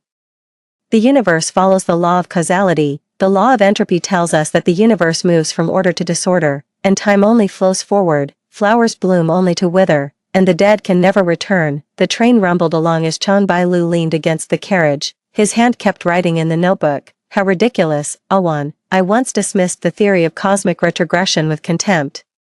I thought it was just a delusion held by those lunatics who wanted to return to the past, but now, I place all my hopes on the feasibility of that once dismissed hypothesis. The law of conservation of cosmic information. A fringe theory suggests that no information in the universe truly disappears. If every moment of consciousness is a fragment of information, then the existence of you might be recorded within some cosmic structure. Despite my strong disbelief in cosmic rewind theories, I still took advantage of your hospitalization for acute appendicitis 20 years ago, when you were unconscious, to implant what we call an consciousness anchor, a novel conceptual mechanism. In 2002, this technology was immature and offered only one chance. Afterward, it was shelved due to exorbitant costs and unverifiability. It was merely a newly constructed theoretical model. I only confirmed it would cause no side effects for the subject. I didn't even know if it would work. After all, no one knows what the world after death is truly like. We can't observe it. We can't perceive it. Perhaps everything about you had already vanished with the decay of your flesh, or perhaps you're watching me write these very words. In any case, only now do I realize that back then, I had already acted out of selfishness, not wanting you to leave me, and made you the vessel for consciousness anchoring. I stood there frozen, feeling a chill run down my spine. So, I would have consciousness after death, which is why I remained bound to his side. Awan, speak. A white snowfield covered the window panes. His handwriting came to a halt on the final page. Can people really go back to the past? 21. The researchers at the Russian lab seemed very welcoming to Chong Bai-lu's arrival. Or rather, almost every laboratory in the world welcomes Chong Bai-lu, a structure hidden within a snowfield. Said to concentrate the world's most cutting-edge technological prowess, they spared no effort to tackle that proposition, a problem humanity has vainly attempted to solve for hundreds of years. Whether traveling to the future or returning to the past, I watched Chong Bai-lu put down the luggage, throwing himself into research without stopping, watching the draft papers in front of Chong Bai-lu gradually pile up into a thick stack, seeing him constantly forget to eat. With pitifully little sleep each day, he seems to have gone mad. As if solely to verify the answer to that problem. During my daily leisure time, I would use that notebook to write me some messages. I don't understand things like space-time leaps or quantum entanglement, but if I exist here, then perhaps their experiment had some probability of success. And during these days, looking at Chong Bai-lu who has become like this, as time rustles by in its ceaseless cycle, I find I neither grow weary nor bored. A consciousness entity no longer experiences such emotions. I sat on the nearby bookshelf, staring at him and thought, all along, did I hate him? Actually, not anymore. In the end, feelings were out until there's nothing left. To be fair, Chang Bailu wasn't particularly good or bad, we just became an ordinary couple, perhaps not loving so sweetly, that's all there is to it. I gave him my body and soul, my everything. It's a pity that by the time he turned around, I had already left, and when I learned how emotionally affected he would be by my departure, I actually felt nothing at all. Chang Bailu is truly formidable. He can wear down even the most passionate heart until nothing remains, all while believing he wouldn't care in the slightest, but in the end, he miscalculated, but I no longer cared. I sat there, watching it all unfold like scenes from a play. The ending meant nothing to me. Chang Bailu no longer mattered to me either. For those wasted years spent on Chang Bailu, I have no regrets, for human choices are not meant to be regretted. How I wish Chang Bailu could understand this truth and let me go, instead of persisting with this insane experiment as now. His theory involves dividing people into extremely small fragments, somewhat obscure and hard to grasp. I can only try my best to comprehend it. Those extremely tiny fragments can no longer be called individual entities, they are atoms. 10 to the 28th power protons. Remarkably, each proton in its quantum state can precisely mark its structural function. They formed a stream of protons, which is my current form of consciousness. Only this proton stream meets the conditions to advance through wormholes in a light spiral. This experiment succeeded during Chang Bailu's third year in Russia. He inserted his thumb into the machine. As it operated, a smooth cross-section was created without producing additional blood, bones, or nerves. He successfully transformed into the same kind of substance as me, unobservable by humans. The severed finger's nerve, belonging to the Changbai willow, absolutely stimulated him, the pain making him clutch his finger and kneel on the ground, yet he laughed. Over the years, he had grown increasingly neurotic. Old Zhao came to see him, bringing sesame cakes from the neighborhood shop that had braved the snowfield.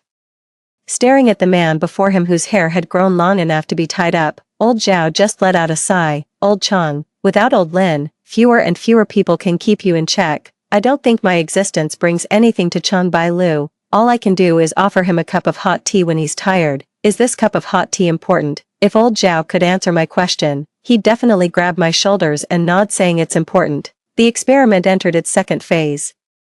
It was spring in Moscow. Having already achieved the conditions for artificially creating proton streams, all that remained was to manufacture a wormhole capable of traversing spacetime. I don't understand physics, but wormholes were definitely the most frequently mentioned term in the sci-fi stories of my magazine. The difficulty and absurdity of it all speaks for itself. He wants to artificially create a wormhole and define this behavior with a new term, called quantum self-cleavage.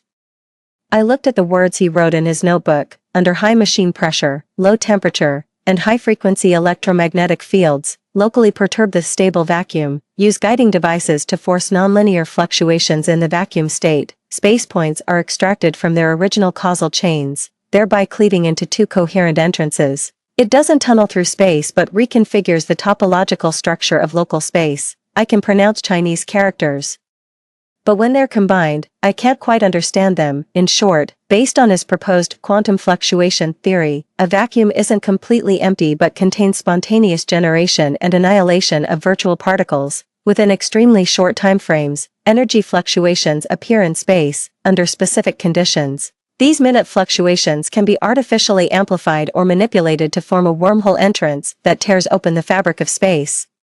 Chang Bailu's experiments were progressing even less smoothly than before, with fewer and fewer supporters. Because he had been inactive in the field of applied physics in recent years, he even attracted criticism, being accused of delving into charlatan research and fantasizing about the impossible reversal of time. They said he had become a madman, experimenting on himself, and would one day die on that terrifying machine. In fact, the prerequisite for time-space travel in his theory is death. After all, being split into protons, a person would already be reduced to something finer than dust. For this reason, no one was willing to be his test subject. He would become the first test subject of the colossal creation he had made, perhaps also the last one. On a sunny morning in Moscow, he faced the final stage of the experiment. The few remaining followers would observe the entire experiment from outside a glass room.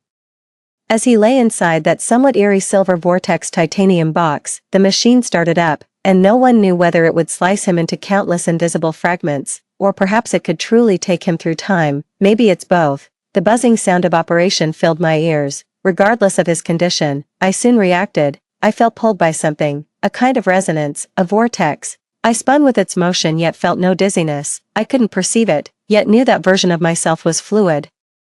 Countless things exploded around me, darting past, abundant. I was being led, yet also felt like rushing water, unable to perceive the flow of time. It was as if billions of years roared past my ears, yet also just an instant. I fell into an abyss, endlessly plummeting, falling. Did Chang Bailio's experiment succeed? Perhaps, but I have no time to care for people's cheers.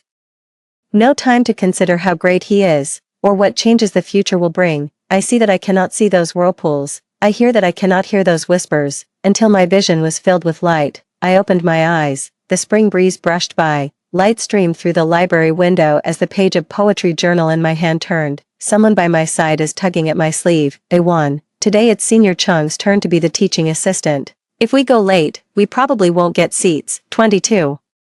The crowd surges past us in a hurried flow. In this library with incomplete materials and slightly worn infrastructure, diligent youths often gather, striving for new ideals. The morning song rings softly, pulling my thoughts back. Awan, what's wrong? Haven't you been longing to see Senior Chang? Hurry up. If we're any later there really won't be any seats left. Senior Chang, Chang Bailu. Hearing this name, I suddenly snapped back to reality. It's like white noise.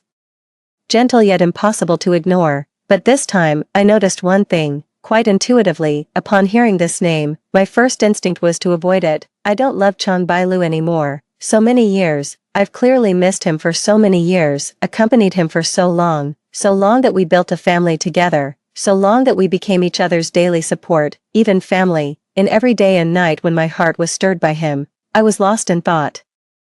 I suddenly realized one day that I no longer had any feelings for him, so the day has finally come when I feel this way about him. I gently pushed away the girl's hand holding mine, smiled at her. Go ahead, I want to read a little longer. At least give me one more chance to start over. I don't want Chang Bailu. 23. There was a commotion at the door, not too big, not too small, but just enough to make me look up from the Vintage Digest. Someone was in a hurry. When normal people hurry to find someone, they're usually glanced at and ignored by others, but that was Chang Bailu. At 20 years old, Chang Bailu's white shirt perfectly accentuated his waistline, while the breeze from his walking gently tousled his black, fragmented hair. With deep-set facial features, compared to his adult self, he still hadn't shed the youthful sharpness of an unsheathed sword, pursing his lips, exuding an air of keep away, in that unadorned era.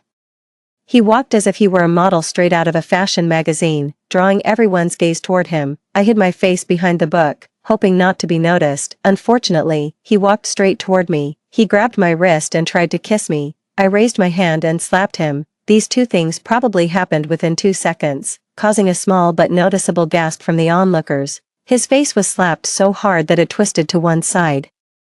The stray hairs over his forehead obscured his dark eyes, and I couldn't see his expression clearly. All I knew was that his grip on my wrist bone still hadn't loosened. Awan, he called out to me. I looked at him. Let go, will you? A cold, firm tone. I never thought I'd one day use it on Chang Bailu. The two of us are definitely the center of attention like this, and I don't mind laying everything out in the open. Chang Bailu, if you keep dragging me like this, the whole school will spread rumors about you harassing a female classmate. He let go of my hand. I'm sorry, actually, if we're being precise, it's been so long since I died. I haven't spoken to Chang Bailu in ages. He unconsciously pressed together the index finger and thumb that had touched me. A light twist. Awan, we've gone back to the past. Can we start everything over again? I gazed at him deeply, so deeply. Yet many things remained beyond reach, when emotion stirred. I didn't realize it. When I thought to turn back, I found no return. People called him what a pity. Chang Bailu was too arrogant. Human relationships always begin beautifully, only to breed hatred through friction. Chang Bailu was reversed. He didn't care about me at first, but in the end, he cared about me immensely. But I don't like you anymore, Chang Bailu. As the setting sun swayed gently, I walked past him and spoke each word deliberately. 24. I never thought the day would come when my role with Chang Bailu would be reversed, but that's how it turned out. In the past, I worked hard to develop new recipes just so he would eat one more bite. He is no less impressive now. I abruptly stopped in my tracks, and the man following me halted as well. I watched as he pulled out a bouquet of dazzlingly fresh roses from behind. He was far too conspicuous, more eye-catching than a bouquet of roses. A fair-skinned boy with downcast eyes and a vibrant red rose. It's truly a feast for the eyes, yet somehow I don't feel the slightest emotional stir. It even annoys me a little. Chong Bai-lu, look at yourself, standing on the stairs. I looked down at him from above. Don't you think this isn't like you anymore? After being rejected by me so many times, aren't you tired of it yet? Why must you pester me? In this second life, there are clearly so many other things you could be doing. Why bother? I don't care. I can't do it. I can give up everything, but not a life without you. The words he suddenly stopped saying. His dark eyes gazed deeply at me. I don't want to stay for even a second, Awan. I would die without you. His eyes are truly beautiful, like an obsidian, deep and captivating. I suddenly remembered how I used to long every day for his gaze, clear as water, to fall upon me, hoping he would whisper sweet nothings to me. But why is it that now I don't want to see or hear any of it anymore? The wind cheered, and the petals were blown away, scattered. But I don't love you anymore. This is the reason. The reason his eyes suddenly reddened the moment I told him. 25. These days, whenever I return to the dorm, I become the center of conversation. Holding my book, I let my roommates chatter around me. Awan, you've become a big celebrity. Speak up. What's really going on between you and Chong Bai-lu? How did you get involved with him? Reject Chong Bai-lu. My roommate nudged my shoulder. This is so cool. It's possible that Chong Bai-lu was perceived that way by everyone at the time. The probability of someone actively pursuing another person is even lower than someone proving the Riemann hypothesis. But compared to these, I've gone back to the past. Kiang Bailey really doesn't matter anymore. I closed the book and jumped off the bed. I waved at them. Let's not talk about this for now. Are you interested in starting a business? Starting a business? I nodded and flipped open the magazine in my hands to show them. The books we're reading now are all paper-based, right? Whether it's serialized novels or submissions. But what if I told you that in the near future, web-based novel formats will rapidly rise in popularity? Would you believe me? I want to create a website for serializing novels. Terms like website and online novels are rarely mentioned in this day and age. The blueprints we envision for the future in our youth are always filled with madness, and the unknown possesses its own uniquely lingering allure, especially now that I hold the key in my hand. One thing is certain, in this lifetime, everything for me can start anew, so compared to entangled romantic love, indeed, walking the path never taken before is far more appealing. The starlight shines brilliantly in my eyes. That night, the lights in the girls' dormitory stayed on until dawn. Everything started anew for me. This lifetime, there will be no Chong Bai-lu. Beyond all expectations, male lead's perspective. Those who prefer female lead focus should stop reading here for a good ending. Early summer had just begun, with continuous heavy rain these past few days. Chong Bai-lu stood across from the teaching building, observing from his vantage point. The faintly glowing window was likely hosting some sort of celebration, the carefully wrapped gift in hand, held for so long, yet no longer any reason to give it. He knew even if given, it would end up in the trash bin beside him. Today is Lin Wanjuan's birthday. He disrupted the timeline, taking her back to their first birthday in the past. The 108th day Lin Wanjun rejected him. To be honest, did he know he would end up like this? He knew it. Once the mind starts working, you realize how wrong you were. But why can some emotions be buried so deep? Why can some people walk so far without looking back? He returned to the past, only for the past to mete out its harshest punishment. Truth be told, had he just taken one step forward, things wouldn't have ended this way. If only he had genuinely celebrated her birthdays with her back then. If only he had smiled more when she lifted her head and chirped excitedly at him. If only I could hold her when she's afraid of the cold in winter. If that were the case, maybe she wouldn't dislike him so much. Maybe she wouldn't have refused to tell him even in her final moments. It was that simple. He could have had her. How arrogant he was, when he clearly had so many chances to set things right. Why did he throw them away? Why did he ignore them? His heart ached again, and he pressed a hand against it. I regret it so much. That endless feeling pricked at his heart. A desperate urge to escape time itself enveloped him. I was truly wrong. Can you come back? I beg you. But in that heavy rain, he was like a wandering ghost. He could only look up at the window faintly glowing with warm light, just like before. Every birthday of his and hers, every anniversary, he passed by indifferently, self-righteously thinking it was just formalism. Formalism. Now if he could spend one more second with her, he'd embrace any formality. The evening wind, carrying rain, crept into the collar. He looked up longingly at the window that would never light up for him again, but at least it's still okay. He went back to the past, at least he could still look at her, not just a photograph, some memories, one cold nightmare after another. The second-hand ticks past the markings. 3, 2, 1, he murmured silently, softly wishing her the happy birthday he never said aloud. It's dark now. After the lights went out, she was gone too. He was awakened by a tremendous noise. It took him a long while to recover. Only then did he realize the tremendous noise was the sound of himself crashing onto the floor. His bones ached terribly, leaving him too weak to stand up. That's how it is when you get old. All sorts of problems start appearing. Dreaming again, he told himself. Can the time for dreaming be a little longer? He told himself again. He simply lay on the ground, wanting to sleep, but couldn't fall asleep. He stared at the ceiling as the sunset gradually moved across its mottled marks, until someone knocked on the door. He couldn't stand up at all, but he knew the person knocking had a key. After a few minutes, the door was opened by someone. Old Zhao came in tapping his cane, searching for him in the room. Finally, he was found lying on the ground. Old Chang, dead. Old Zhao threw aside his cane to check on him, but he opened his eyes. Why are you lying here, Old Zhao? Despite his own advanced age, still came to help him up. He heard his own hoarse voice spill out from his throat. I have to go find A1. She went out to buy groceries today. It's raining. I need to bring her home. A1 is gone. Old Chang. Old Zhao knew he had come again and reminded him without surprise. Are you not taking the medicine the doctor prescribed for you again? She didn't leave, but he could no longer hear Old Zhao speaking. Muttering to himself, I found a way to travel back to the past. I found her. She just became a consciousness following me. And then I took her back to the past. We can start over. She's not dead. I found her. The more he spoke, the more excited he became, gesticulating wildly, pinned down by Old Zhao. Old Chang, let me tell you, it's the year 2049 now. Old Lin has been gone for over 20 years. You didn't travel back in time. What are you thinking about?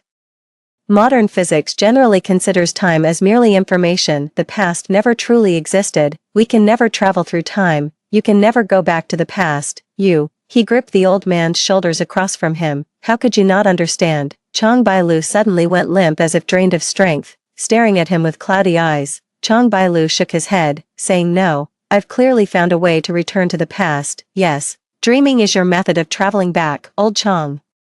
You're truly pathetic. For over 30 years, you still can't move on. If that's the case, why didn't you spend those past 20-some years properly with her? I regret it. Chang Bailu just kept repeating this sentence. Yes, but you can't go back to the past, whether you're the most renowned scientist or not. Old Zhao placed the brought flatbread on his desk. Came to see you while taking a walk. Seriously, shouldn't you hire a caregiver to look after you?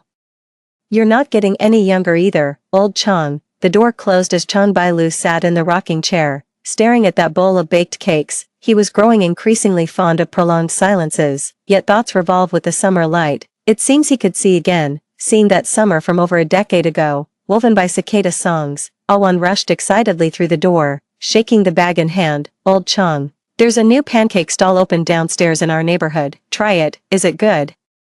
He looked at her, crying hysterically, and when my soul left my body, I could see the entire operating room. Now he can't even cry properly. Why are you crying? He just thought of it, that blind date many years ago. He could have refused, simply because he saw her, just because it was her, just because in the vast crowd, she was the only one.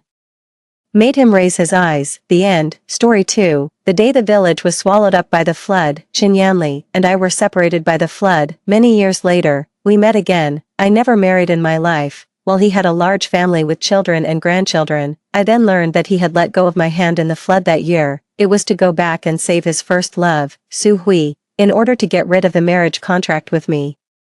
He changed his name in a distant place and lived a life of mutual support with Su Hui. Everyone sighed at their immortal love of the older generation, but I wasted my whole life looking for him. I passed away in depression not long after we met again. When I opened my eyes again, I was back on the night when my parents forced me to have a relationship with Qin Yanli to make the marriage a fait accompli. 1. In my previous life, I met Qin Yanli again at a grand birthday banquet. It was Su Hui's 60th birthday banquet hosted by him. The scene was filled with celebrities, and the cake was as tall as 2 people. Everyone was dressed in gorgeous clothes, raising their glasses to celebrate. As a cleaner, I stood in a corner of the venue and suddenly saw a familiar face. Although he had aged, I could never forget the cinnabar mole under his eye. The well-tailored black suit set off the old man with gray hair, making him look straight and upright. He wore gold-rimmed glasses and had an elegant manner as he clinked glasses with the woman beside him. I recognized her as Su Hui at once. Time had been kind to her. At the age of 60, Su Hui was wearing a warm white cheongsam that outlined her slender waist. Her skin was delicate and smooth, without a single wrinkle, and she looked no more than a little over 40, in contrast. When I looked at myself reflected in the glass window, I was short and plump, with gray hair all over my head. And my face was weathered and haggard from years of exposure to the wind and sun. Looking at Professor Zhou and his wife, I finally understand what it means to help each other through difficult times and grow old together. They are like a talented scholar and a beautiful woman stepping out of classical poetry. I'm so envious. Look at the way Professor Zhou looks at his wife. His eyes are full of love. There were praises all around. But why was he called Professor Zhou?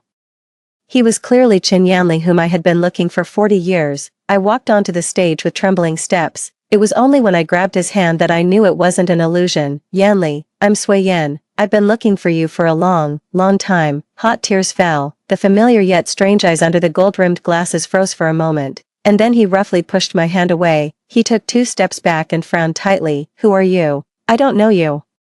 This voice made me even more certain that he was Qin Yanli. Afraid that I would never see him again, I shouted desperately, I'm Lu Suiyan. We were childhood sweethearts and had a betrothal marriage since we were young. In the flood disaster in 1999, the village was destroyed, and we were separated by the flood. I've been looking for you for 40 years. They all said you were dead. It's so good, Yanli, that you're still alive. In sharp contrast to my loss of control was the silence at the scene. Everyone was watching the show, with contemptuous smiles on their faces. The person I was staring at deeply just looked at me with disgust. I suddenly realized that Qin Yanli seemed reluctant to recognize me. Whispers began to spread around. Has this aunt watched too many TV dramas? Does she think she can have something to do with the renowned literary master, Professor Zhou Yan, just by making up a story? The love between Professor Zhou and his wife is so noble. How can this cleaning aunt even mention the words childhood sweethearts? Look at her appearance. How could she possibly know Professor Zhou? She's just daydreaming. At this time, Su Hui's voice came from the side. She was as elegant as a swan and said calmly in the face of the chaos, Madam, you've mistaken someone. My husband and I have never heard of anyone named Lu Suiyan. You've made a mistake and disrupted my birthday.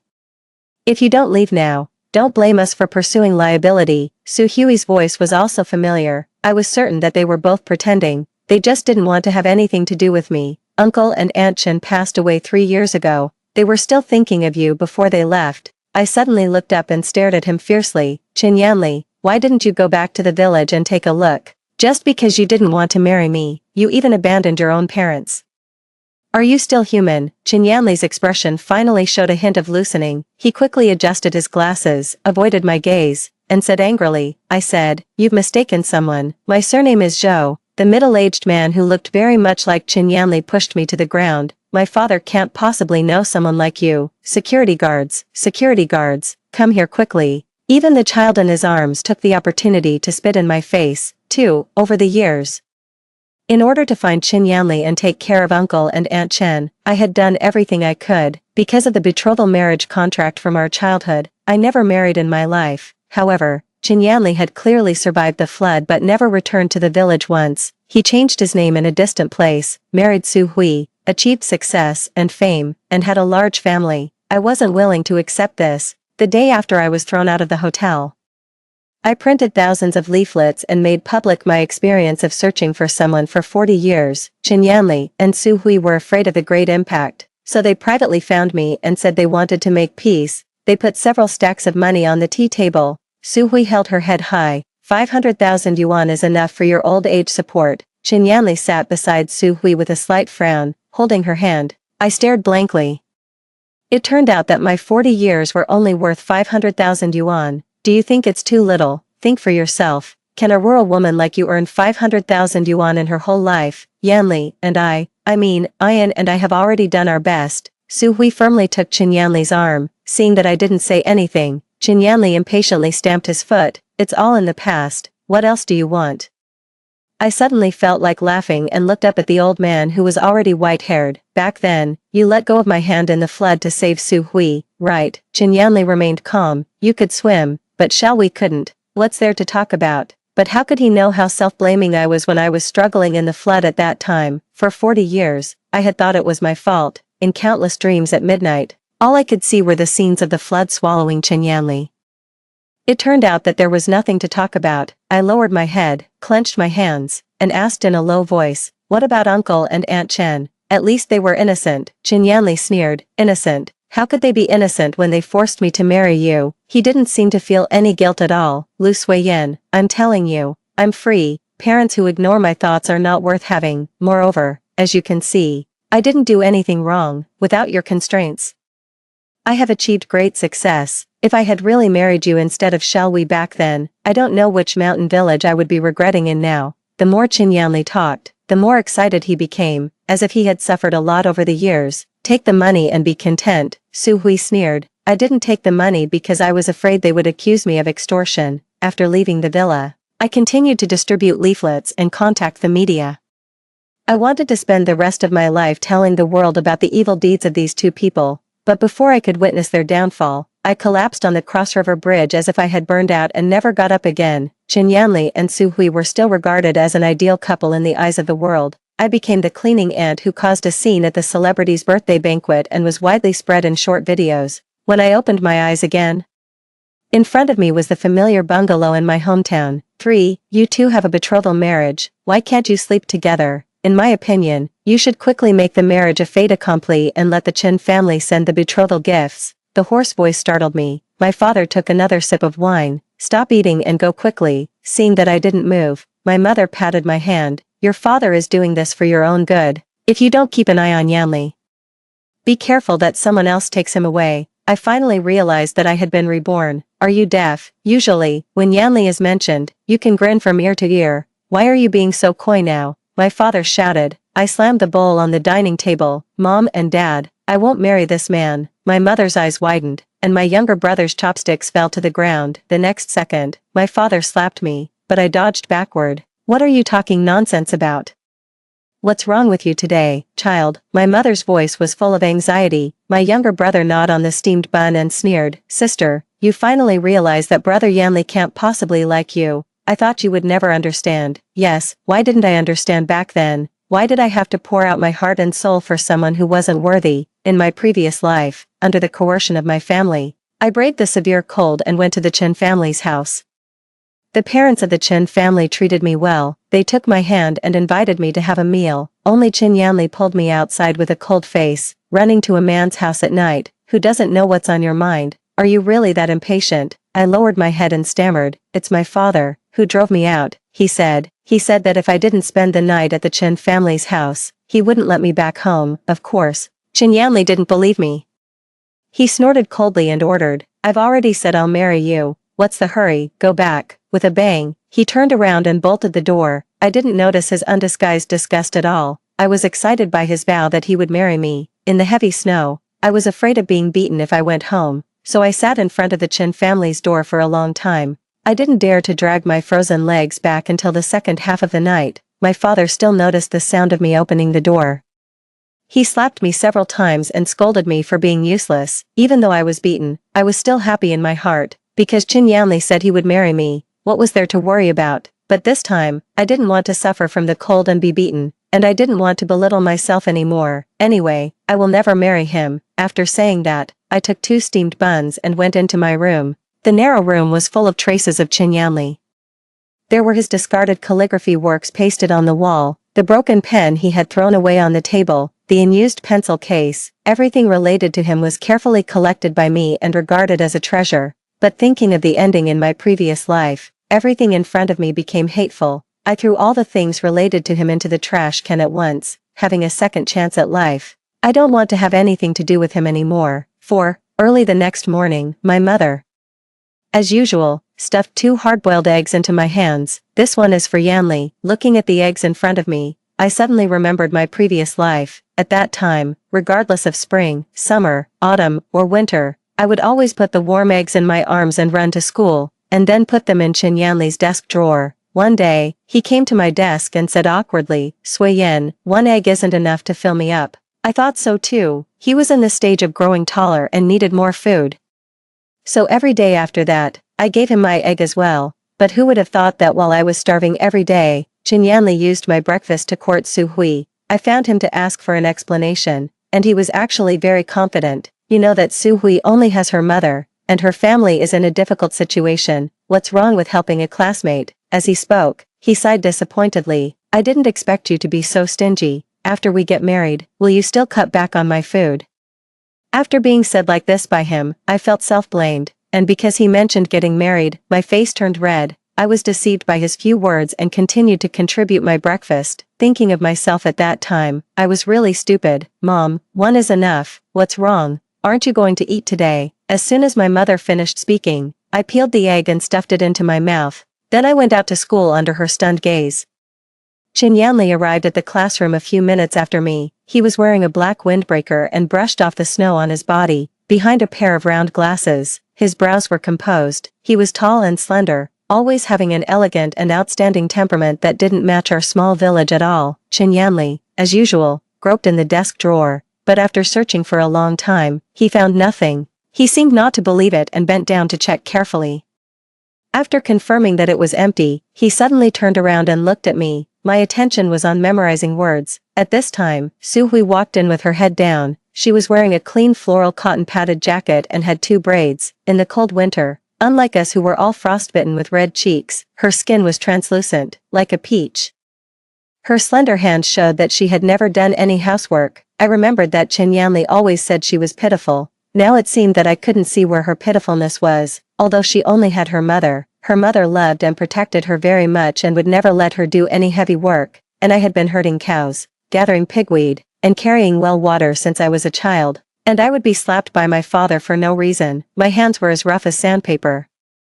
If we were talking about being pitiful, it seemed that I was the more pitiful one, right? However, Qin Yanli had never cared about me even once. It wasn't that he couldn't see it, but that he just didn't care. Su Hui clutched the strap of her school bag and walked unsteadily to Qin Yanli. Usually, at this time, he would hand her my egg, but today, there was nothing. Qin Yanli looked at Su Hui apologetically. Only then did he notice that her lips were pale and she was staggering.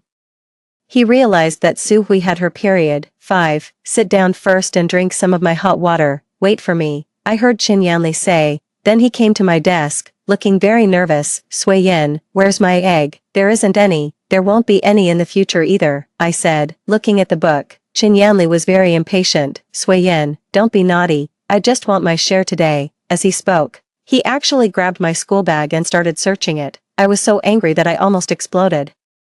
I snatched the school bag back and held it in my arms. I said, there isn't any. Can't you understand? My voice was so loud that all the classmates in the class looked over. Qin Yanli awkwardly pushed his glasses. It's just an egg. Is it really necessary for you to be like this? If there isn't any, then there isn't any. An egg, I laughed. You and Su Hui, for 156 days, 2 eggs a day. You ate a total of 312 eggs of mine. I couldn't hold it in anymore and shouted, pay me back, pay me back.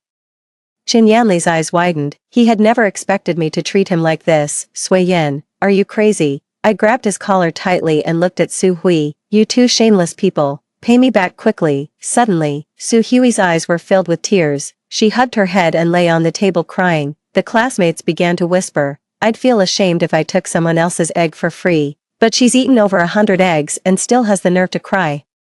Su Yin's family is already in a difficult situation, yet they still dared to take those eggs. He has a betrothal marriage but keeps thinking about someone else all day. I've long said there's something wrong with them. Lu Suiyan really has patience. If it were me, I would have exploded long ago. The whispers grew louder and louder. Su Hui suddenly stood up, her eyes filled with tears as she retorted, I never asked Lu Suiyan for her eggs. She pointed at me angrily, ask her yourselves. Did I ever force her even once? She knew about my family's situation and offered them voluntarily. Now she's going back on her word. How do you expect me and Yanli to face others? I underestimated how brazen Su Hui could be. Since she dared to distort the truth like this, I simply shouted, so what if I'm going back on my word? Pay me back. Give me the money. I pushed my chair back, and Su Hui stepped back in fright. Some onlookers whistled, ooh, the main wife and the mistress are fighting. Who's his wife? I will never marry him. I looked at that person. Qin Yanli firmly grabbed my wrist, afraid that I would rush up and attack Su Hui. Lu Suiyan, aren't you embarrassed enough? Making such a big fuss over a few eggs. You want compensation, I'll pay. He threw my arm away. It has nothing to do with Su Hui. I forced the eggs on her. She doesn't owe you anything. My brows furrowed in pain, but I stubbornly refused to show weakness, looking straight into his eyes. A sense of sadness welled up in my heart. Once, he would stand up for me when I was wronged and take care of me anxiously when I was sick, but after Su Hui appeared, everything changed. I finally realized that he was no longer the person in my memory. Qin Yanli, I hate you. I will never marry you. 2 lines of tears fell silently. Seeing me cry, Su Hui started crying even louder. Qin Yanli's expression, which had just softened, turned stern again.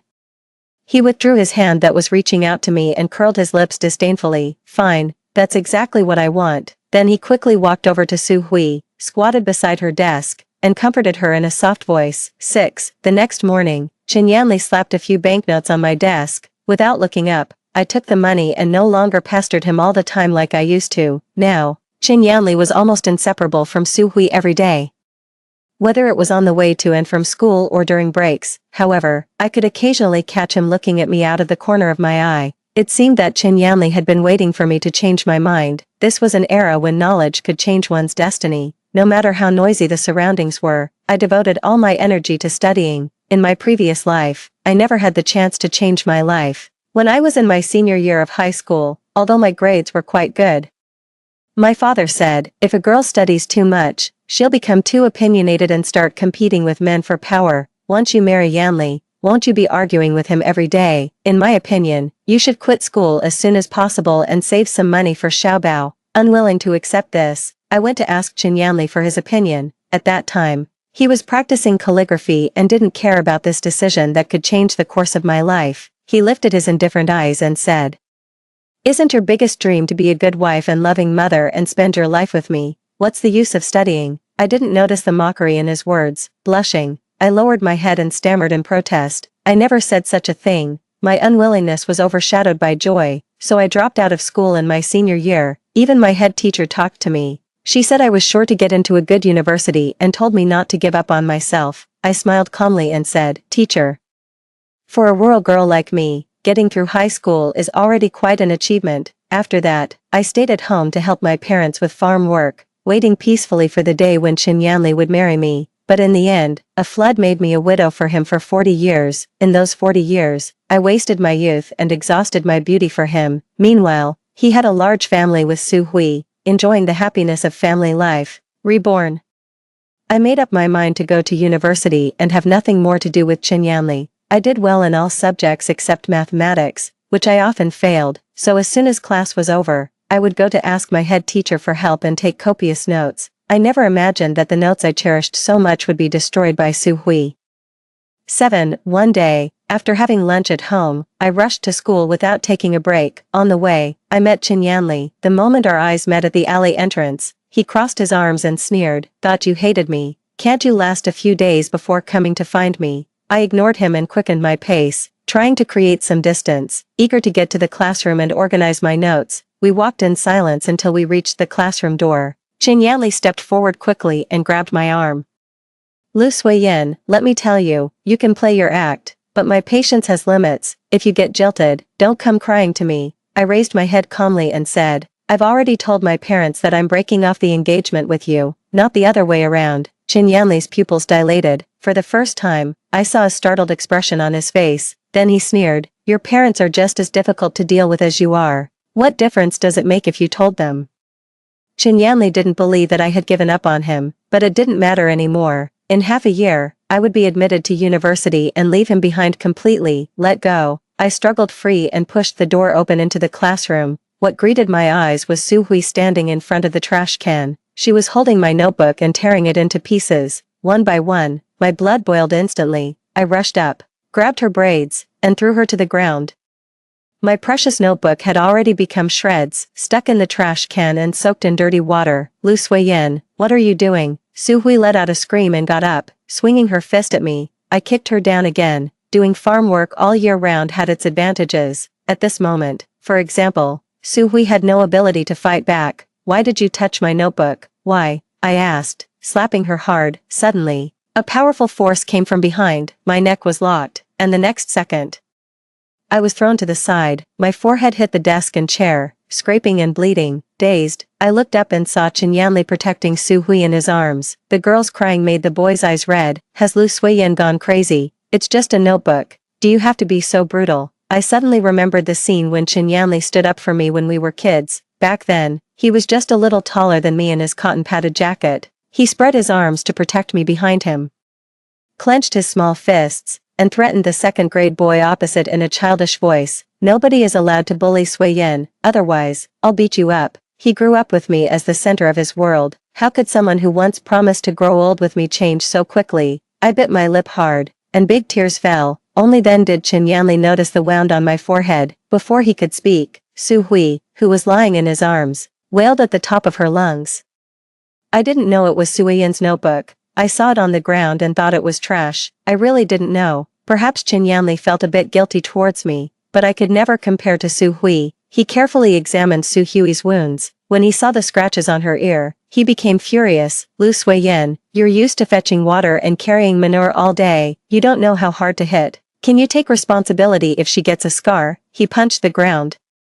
How could someone like you be a match for me? After crying, I felt relieved. Looking at Chen Yanli's expression of frustration, I stood up, wiped away my tears vigorously, and looked at him word by word. It's you who isn't good enough for me. Chen Yanli looked up in disbelief. 8. The torn-up notes could never be retrieved. Chen Yanli and I never spoke again. When we passed each other on ordinary days, I didn't even look up, treating him like a stranger. Several times, Chen Yanli found me on the way home from school and tried to say something, but I looked straight ahead as if I didn't see him. He was so angry that he shouted behind me, "Fine, Lu Suiyin, see if you can keep this act up for the rest of your life." After learning about the notebook, my head teacher called me for a talk during the break. She patted my arm and comforted me. "Suiyin, there's a little over half a year until the college entrance examination. You must focus on your studies and don't waste time on those trivial matters." I smiled and said, "Don't worry, I won't let those awful people and things bother me." The head teacher nodded and sighed. "Back then, when you said you were dropping out of school, I tried to persuade you again and again, but you wouldn't listen. I felt so sorry that I couldn't sleep at night." "What made you change your mind?" I smiled and said, "Because I want to leave here and see a bigger world, unlike me, who was fully devoted to studying." Chen Yanli and Su Hui grew closer and closer. Whenever they had time, they would stick together, doing homework, laughing, and joking. Everyone secretly mocked me, saying that the main wife had finally been discarded, but I knew Chen Yanli too well. He deliberately got close to Su Hui while secretly observing my reaction, as if he thought that if I got provoked, I would go back to being the same as before, hovering humbly in front of him. In fact, it was unnecessary. Even if they kissed in the classroom now, my heart wouldn't stir. He no longer mattered to me at all. I really didn't want to have any contact with Chen Yanli, but things didn't go as I wished. We met again a month later, at his coming-of-age ceremony. I didn't plan to go, considering how he had hurt me in my previous life. Back then,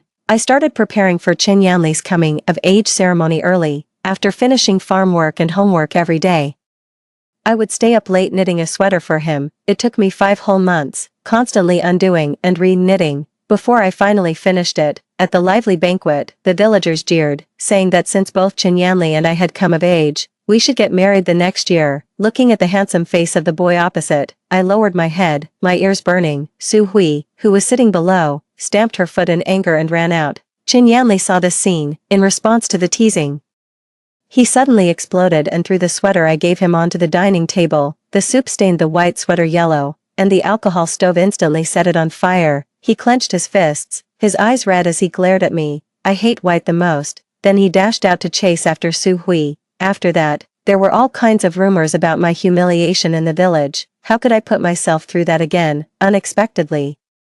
My parents secretly took the sweater I made and planned to give it to Chen Yanli as a gift to show my apology. He couldn't have it. Absolutely not. I dashed out of the house. 9. I ran all the way to the largest restaurant at the village entrance. Just like in my previous life, a dozen tables were set up in a row, and the men, women, and children of the village had already started the feast. The Chen family sat at the honored seats. In the center was Chen Yanli. He looked around anxiously, but the moment he saw me, he relaxed. He poured himself a glass of wine and took a sip, and the closer I got, the wider his smile became. My father took out the white sweater from his bag and presented it to Chen Yanli, showing it off. "Look at this, everyone. The girl spent more than 5 months knitting this. Her hands are full of calluses. Chen's mother smiled widely. Only Suiyin knows how to show consideration. I can't wait for her to become part of our family. My mother joined in the laughter. Chen Yanli, and Uncle and Aunt Chen, don't take what Suiyin said these days to heart. It's normal for young couples to have some conflicts. My father quickly agreed. That's right. I've read all of my daughter's diaries since she was a child. Every one of her wishes was to marry Yanli. Watching me approach quickly, Qin Yanli held the sweater and a disdainful smile appeared on his face. I've never taken Suiyin's words seriously. Oh, Suiyin, you're here. Your parents said you had a fever. I thought you weren't coming, Uncle Qin said to me. I stared at Qin Yanli and stretched out my hand. Give me the sweater back. Qin Yanli frowned, as if he thought he had misheard. Without saying more, I reached out to grab it. My mother pulled my hand away, and Qin Yanli stepped back in shock. Still holding the sweater, Suiyin, what are you doing in front of everyone? My father pushed me aside. Once a gift is given, there's no reason to take it back. Suddenly, I became the target of everyone's criticism. This is my thing. I don't want to give it to him. Nonsense. You spent months knitting this sweater for Yanli. Don't I know that? My mother said with a cold face. It's mine. Ignoring I pushed through the crowd and forcefully snatched the sweater back. Qin Yanli stood there, looking at his empty hands in a daze. My father was furious and raised his hand to hit me. I swatted his arm away and shouted in front of everyone, Mom and Dad, I don't like Qin Yanli anymore. Not at all. I looked at the village chief beside me. Grandpa Zhou, be our witness. The betrothal marriage between me and Qin Yanli is off. The lively banquet fell silent all of a sudden. Out of the corner of my eye, I saw a figure stand up. It was Su Hui. She looked at Qin Yanli with excitement all over her face, her expression full of joy. One moment, my mother was crying and saying I was out of my mind, and the next moment, she rolled up her sleeves and rushed forward. You shameless girl, do you think I'm deaf and haven't heard those rumors? You immoral thing. Qin Yanli and Suiyin were in love, and it's all your fault. She cursed and went to scratch Su Hui's face. Su Hui's mother got angry and started fighting with her. Seeing this, my father stepped in to help. Su Hui cowered aside, and flying bowls and dishes hit her coat. Qin Yanli walked through the crowd step by step. Su Hui, who had been sobbing, seemed to have found a backer immediately. She glanced at me, and the fear in her eyes was replaced by arrogance, as if saying she had finally won. Yes, Qin Yanli rushed to Su Hui, in front of the whole village. Protect her tightly in your arms, let it all end. But I never expected that. Qin Yanli stopped in front of me. His eyes were red, and his hands were shaking as he held mine. Suiyin, why don't you like me anymore? I pulled my hands away. Because you're not good enough for me. There were many laughs from the banquet. My father roared, this is ridiculous. It would be a blessing from our ancestors if Yanli married you. How could he not be good enough for you? Looking into Qin Yanli's eyes, I didn't waver. You just aren't. Qin Yanli's chest heaved violently, as if he had countless words to say. But in the end, he just let out a cold snort, laughed, gulped down a glass of white liquor, and smashed the wine glass to pieces. Fine, if you want to break off the engagement, then do it, Lu Suiyin, I don't have to have you. He turned and left the banquet. Su Hui immediately came back to life. She stood there calling out to Qin Yanli several times, but he didn't look back. Watching his disappearing back, I felt an unprecedented sense of relief. This time, Qin Yanli and I really had nothing to do with each other anymore. I was free. 10. Unlike in the previous life, after the banquet, it was the Su family's mother and daughter who lost all face. The villagers scolded Su Hui's mother for being unruly after becoming a widow, and said that her daughter had followed suit, destroying the marriage between me and Qin Yanli. Uncle and Aunt Chen understood my feelings and tried to persuade me all night, saying that Qin Yanli had always put me first. Maybe he had been a bit distracted, but it was all Su Hui's fault. Everyone was trying to persuade me, as if my life would be over without Qin Yanli. I knew I couldn't persuade them, so I simply kept quiet. Anyway, as long as I got into university, I could leave this place. Although rumors were spreading in the village, Su Hui didn't care. Now she no longer had to avoid being seen with Qin Yanli. In the classroom, she would hug his waist tightly, act coquettishly, pinch his face, and call his name in a charming voice, announcing to everyone that Qin Yanli was her boyfriend. Qin Yanli didn't say anything, tacitly accepting it, as I had expected. This should have been a huge sensation. I thought Qin Yanli would have red ears, spin Su Hui around in his arms, take her home, and always stand in front of her when being scolded by Uncle and Aunt Chen. But Qin Yanli's reaction was very cold. What was even more surprising was that after they got together, instead of becoming more affectionate, they had more and more conflicts. In the previous life, Chen Yanli went to find Su Hui after he became successful. Money could smooth over all conflicts. In this life, they got together when they were poor, and as the saying goes, poverty makes a couple miserable in everything. Su Hui thought Uncle and Aunt Chen lacked courage, unlike the parents of her best friend, who went into business and opened several companies. She also thought Chen Yanli was unromantic. Her best friend's boyfriend was handsome and took great care of her, while Chen Yanli ignored her after getting together with her, as cold as a block of wood. As the spring festival approached, they had a big fight in class. It started when Su Hui asked Chen Yanli to accompany her to the town to buy New Year clothes. Chen Yanli thought the final exam was coming up and studying was more important, so he refused. Su Hui was so angry that she screamed in class, hit Chen Yanli with her hands, and brought up how considerate her best friend's boyfriend was. This made Chen Yanli push her against the wall in anger. If you like him so much, then go to him. Day by day, they were like characters in a TV drama, and the classmates in the class watched with great interest. Gathering around and cheering and laughing, Su Hui cried on the table again, annoyed. Chen Yanli packed his school bag and left the classroom. It was the first time he skipped class. We passed each other in the corridor. He stopped, called my name in a plaintive voice. I didn't look back. When the final exam results came out, Chen Yanli, who had always ranked first in the school, performed extremely poorly and dropped to outside the top 30. I, on the other hand, ranked 10th in the school. Holding the report card, I ran home, eager to prove the fruits of my efforts to my family, but my father didn't look happy at all. Instead, he threatened me, go apologize to Yanli and ask the Chen family to send the betrothal gifts now, otherwise, don't expect me to pay your tuition next semester. I slapped my chopsticks on the table. I've said it countless times, I won't marry Chen Yanli. My father seemed to go crazy. He picked up a shovel from behind the door and pressed it against my neck. Just because you ranked 10th in the school, you think you're amazing. Who else would want you if you don't marry Yanli? Will you marry him or not? My mother was crying and trying to hold him back, while my younger brother ate his meal indifferently. For all these years, this was how I had lived. All the good things belonged to my younger brother, and I was like an ornament, getting beaten for no reason. The grievances and dissatisfaction that had been pent up in my heart for years suddenly exploded. I shouted, just because you're my father, do you think I won't hold a grudge? You unfilial girl, how dare you talk to me like this? My father roared, his wide open eyes full of disbelief. Why should I be filial to someone who treats me like dirt? Tears welled up in my eyes, but I refused to let them fall. I'm determined to study. I'll even sell my blood if I have to.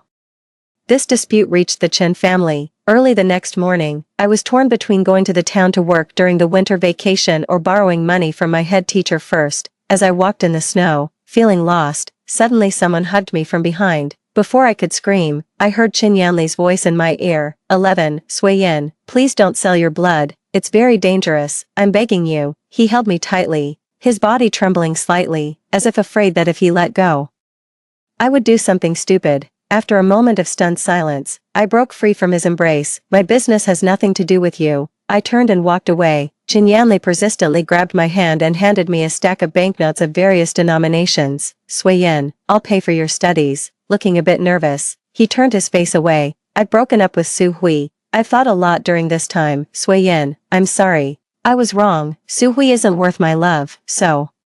His voice was barely audible. So, can we go back to the way we were? When it's time to fill out the college application forms, we can apply to the same university. I'll go wherever you go, and we can get married as soon as we graduate. Why did Chen Yanli still hold on to such illusions? I shook off his hand. What if Su Hui was worth it? Chen Yanli opened his eyes wide, as if not understanding what I meant. You only realized after dating Su Hui that she didn't meet your expectations.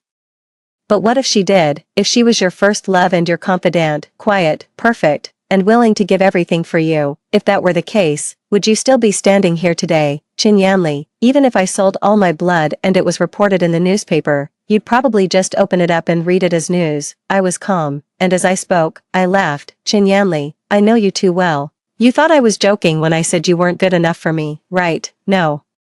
You really aren't good enough for me. When I loved you, I was willing to give you both of my 2 eggs, but for you, whether it's Su Hui or me, you'd only be willing to give one. You're selfish and don't know how to love. That's the biggest difference between us. I buried my face in my scarf and said coldly, don't come to me again. It's really disgusting. That day, Chen Yanli stood in the snow for a long, long time. In the end, Uncle and Aunt Chen came to take him home. 12.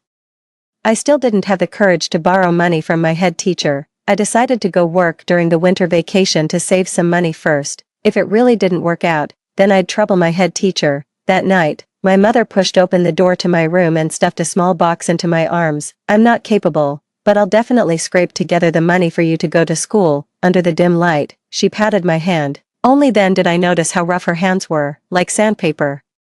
All these years, it wasn't just me who had suffered, my mother had too. I hugged my mother tightly and suppressed my sobs as I vowed, "Mom, I will definitely get into university and make your life better." Throughout the winter vacation, I didn't relax at all. I wrote test papers, forgetting to eat and sleep. Before I knew it, school started again, and the seats in the class were rearranged. I was seated even more towards the front, and Chin Yanli was in the second row diagonally in front of me. Just 3 or 5 meters away, he looked both apologetic and pleasantly surprised, and turned his head to look at me. I glanced away without responding. Now, no one could shake my determination to get into university. Suddenly, I felt a sharp tug on my hair. Su-hui had grabbed it. "You copycat. Yanli doesn't like you at all. What do you mean by trying to seduce him now? Give up. You and I aren't even comparable. You're so rustic, even if you imitate me for a lifetime.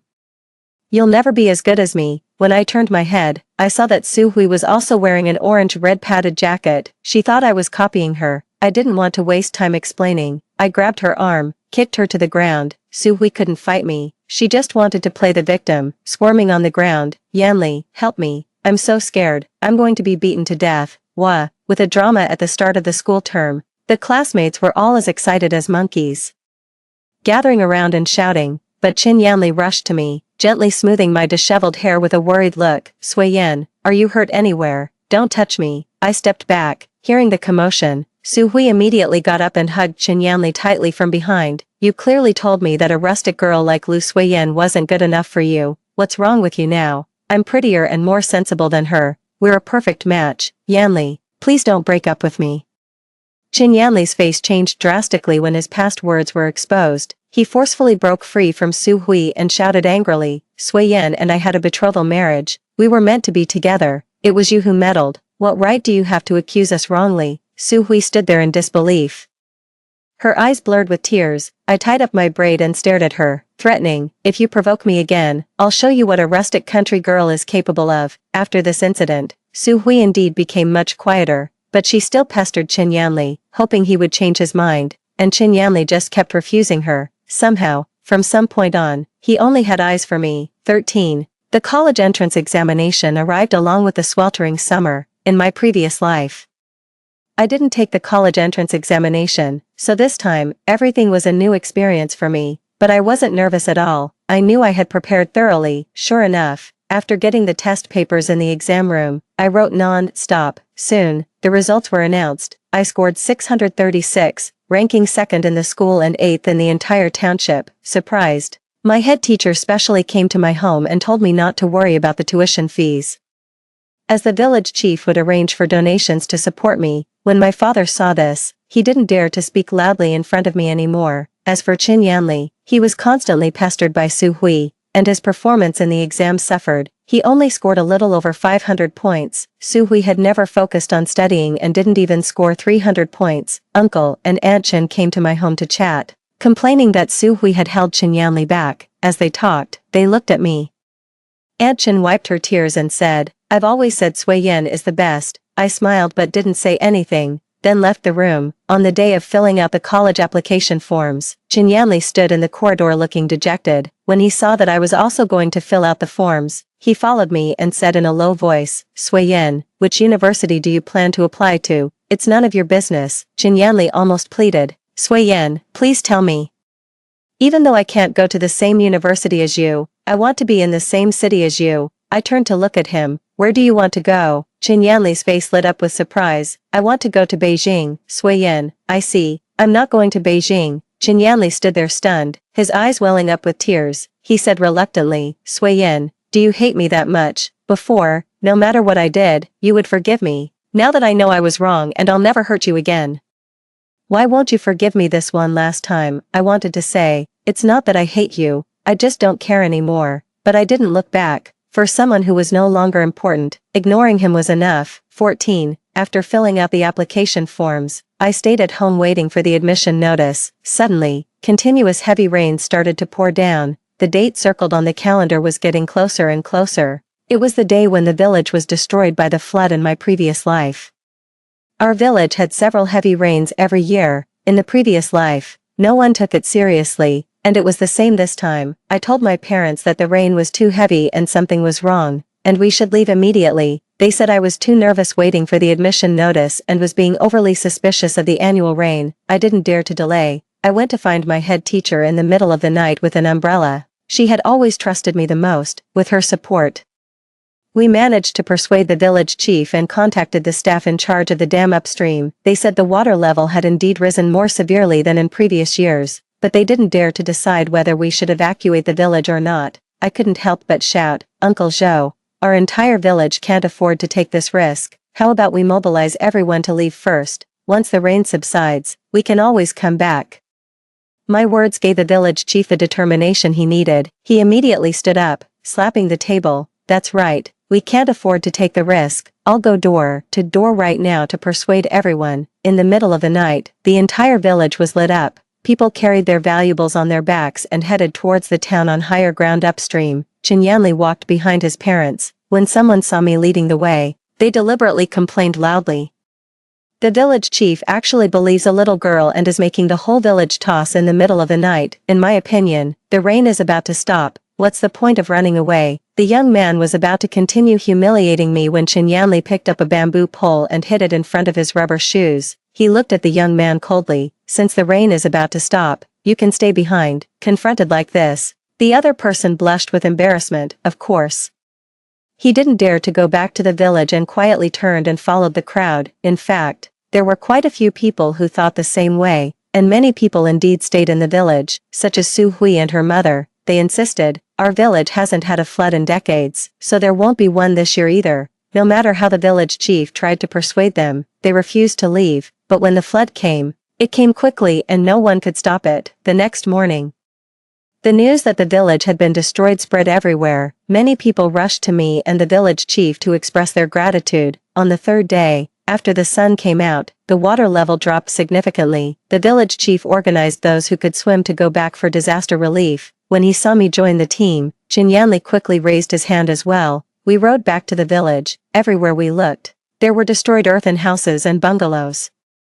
Su Hui and her mother were hugging a tree, and when they saw people coming, they immediately burst into tears. "Save us, please save us." Su Hui's white nightgown had long been stained muddy yellow. There were many fallen trees where they were, and the boat couldn't get through, so someone shouted, "Sui Yen, swim over from the side and bring 2 life rings." Without thinking much, I helped Aunt Sun, who had just been rescued, onto the boat, then turned and swam towards Su Hui.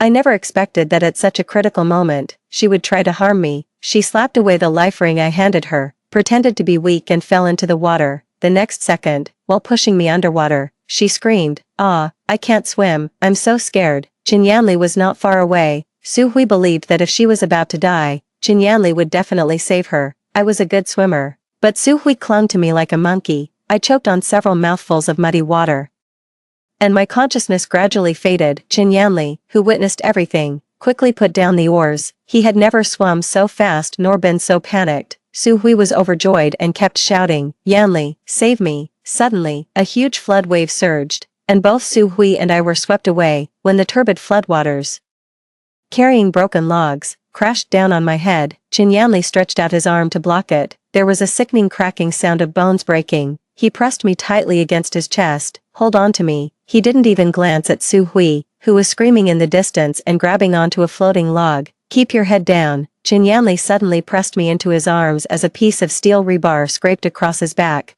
Blood mist exploded in the turbulent waves. I heard his muffled groan, but his arm around me didn't move an inch. Chinyanli and I were finally washed ashore and rescued downstream. Once I recovered, I quickly checked his wounds. Seeing my worried expression, Chinyanli, who looked pale, actually smiled brightly. He reached out and stroked my face, whispering pleadingly, "Sui Yen, can you call me Yanli one more time?" I was momentarily stunned. In the past, I couldn't bear to see him get even a little hurt, but now, his pain only seemed ironic to me. "Chinyanli, do you think this is atonement?" I said coldly. "I won't be moved by you, and I definitely won't get back together with you." how many times do I have to say it? It's long over between us." The light in his eyes shattered instantly. 15. After the flood receded, the village began to be rebuilt. This time, there were no casualties, and I finally felt at ease. The news that Su Hui had tried to harm me spread, and everyone regarded me as a savior, ostracizing the Su family everywhere. When Uncle and Aunt Chen learned that Chen Yanli had saved me, they came to propose marriage again, hoping to use the favor of saving my life to make us reconcile. Naturally, I wasn't willing. Before I could say anything, it was Chen Yanli who stopped them. His arm was in a cast. "Mom and Dad, stop forcing Sui Yan. I'm not worthy of her now." He stole a cautious glance at me, then raised his head firmly, looking into my eyes and vowing, "But Sui Yan, please wait for me. I will work hard to catch up with you. One day, we can start over." That day, Chen Yanli left behind a piece of calligraphy, a poem that I had loved very much when I was deeply in love with him. Back then, no matter how much I begged, I couldn't get his writing. Now that I no longer loved him, he actually gave it to me on his own initiative. On the thin rice paper, the ink spread out. At the spring banquet, I sing a song with each cup of green wine. I make 3 wishes. First, may my Lord live 1,000 years. Second, may I stay healthy. Third, may we be like the swallows on the beam, seeing each other year after year. But now, what was there for us to meet again for? I crumpled up the piece of paper and threw it into the trash can. 16. I finally left the village and went to a big city to start my university life. I majored in computer science, one of the most popular majors at the beginning of the new century, with the memories of my previous life. I spared no effort to seize the opportunities. During university, I sold CDs, worked as a computer technology teacher, and later opened a training class. After saving up a sum of money, I quickly took out a loan to buy a house in Beijing, fulfilling the promise I made to my mother. Money is truly a wonderful thing. After gaining financial power, my father no longer dared to criticize me, and my younger brother, who had always been cold-hearted, learned to be observant and always agreed with me.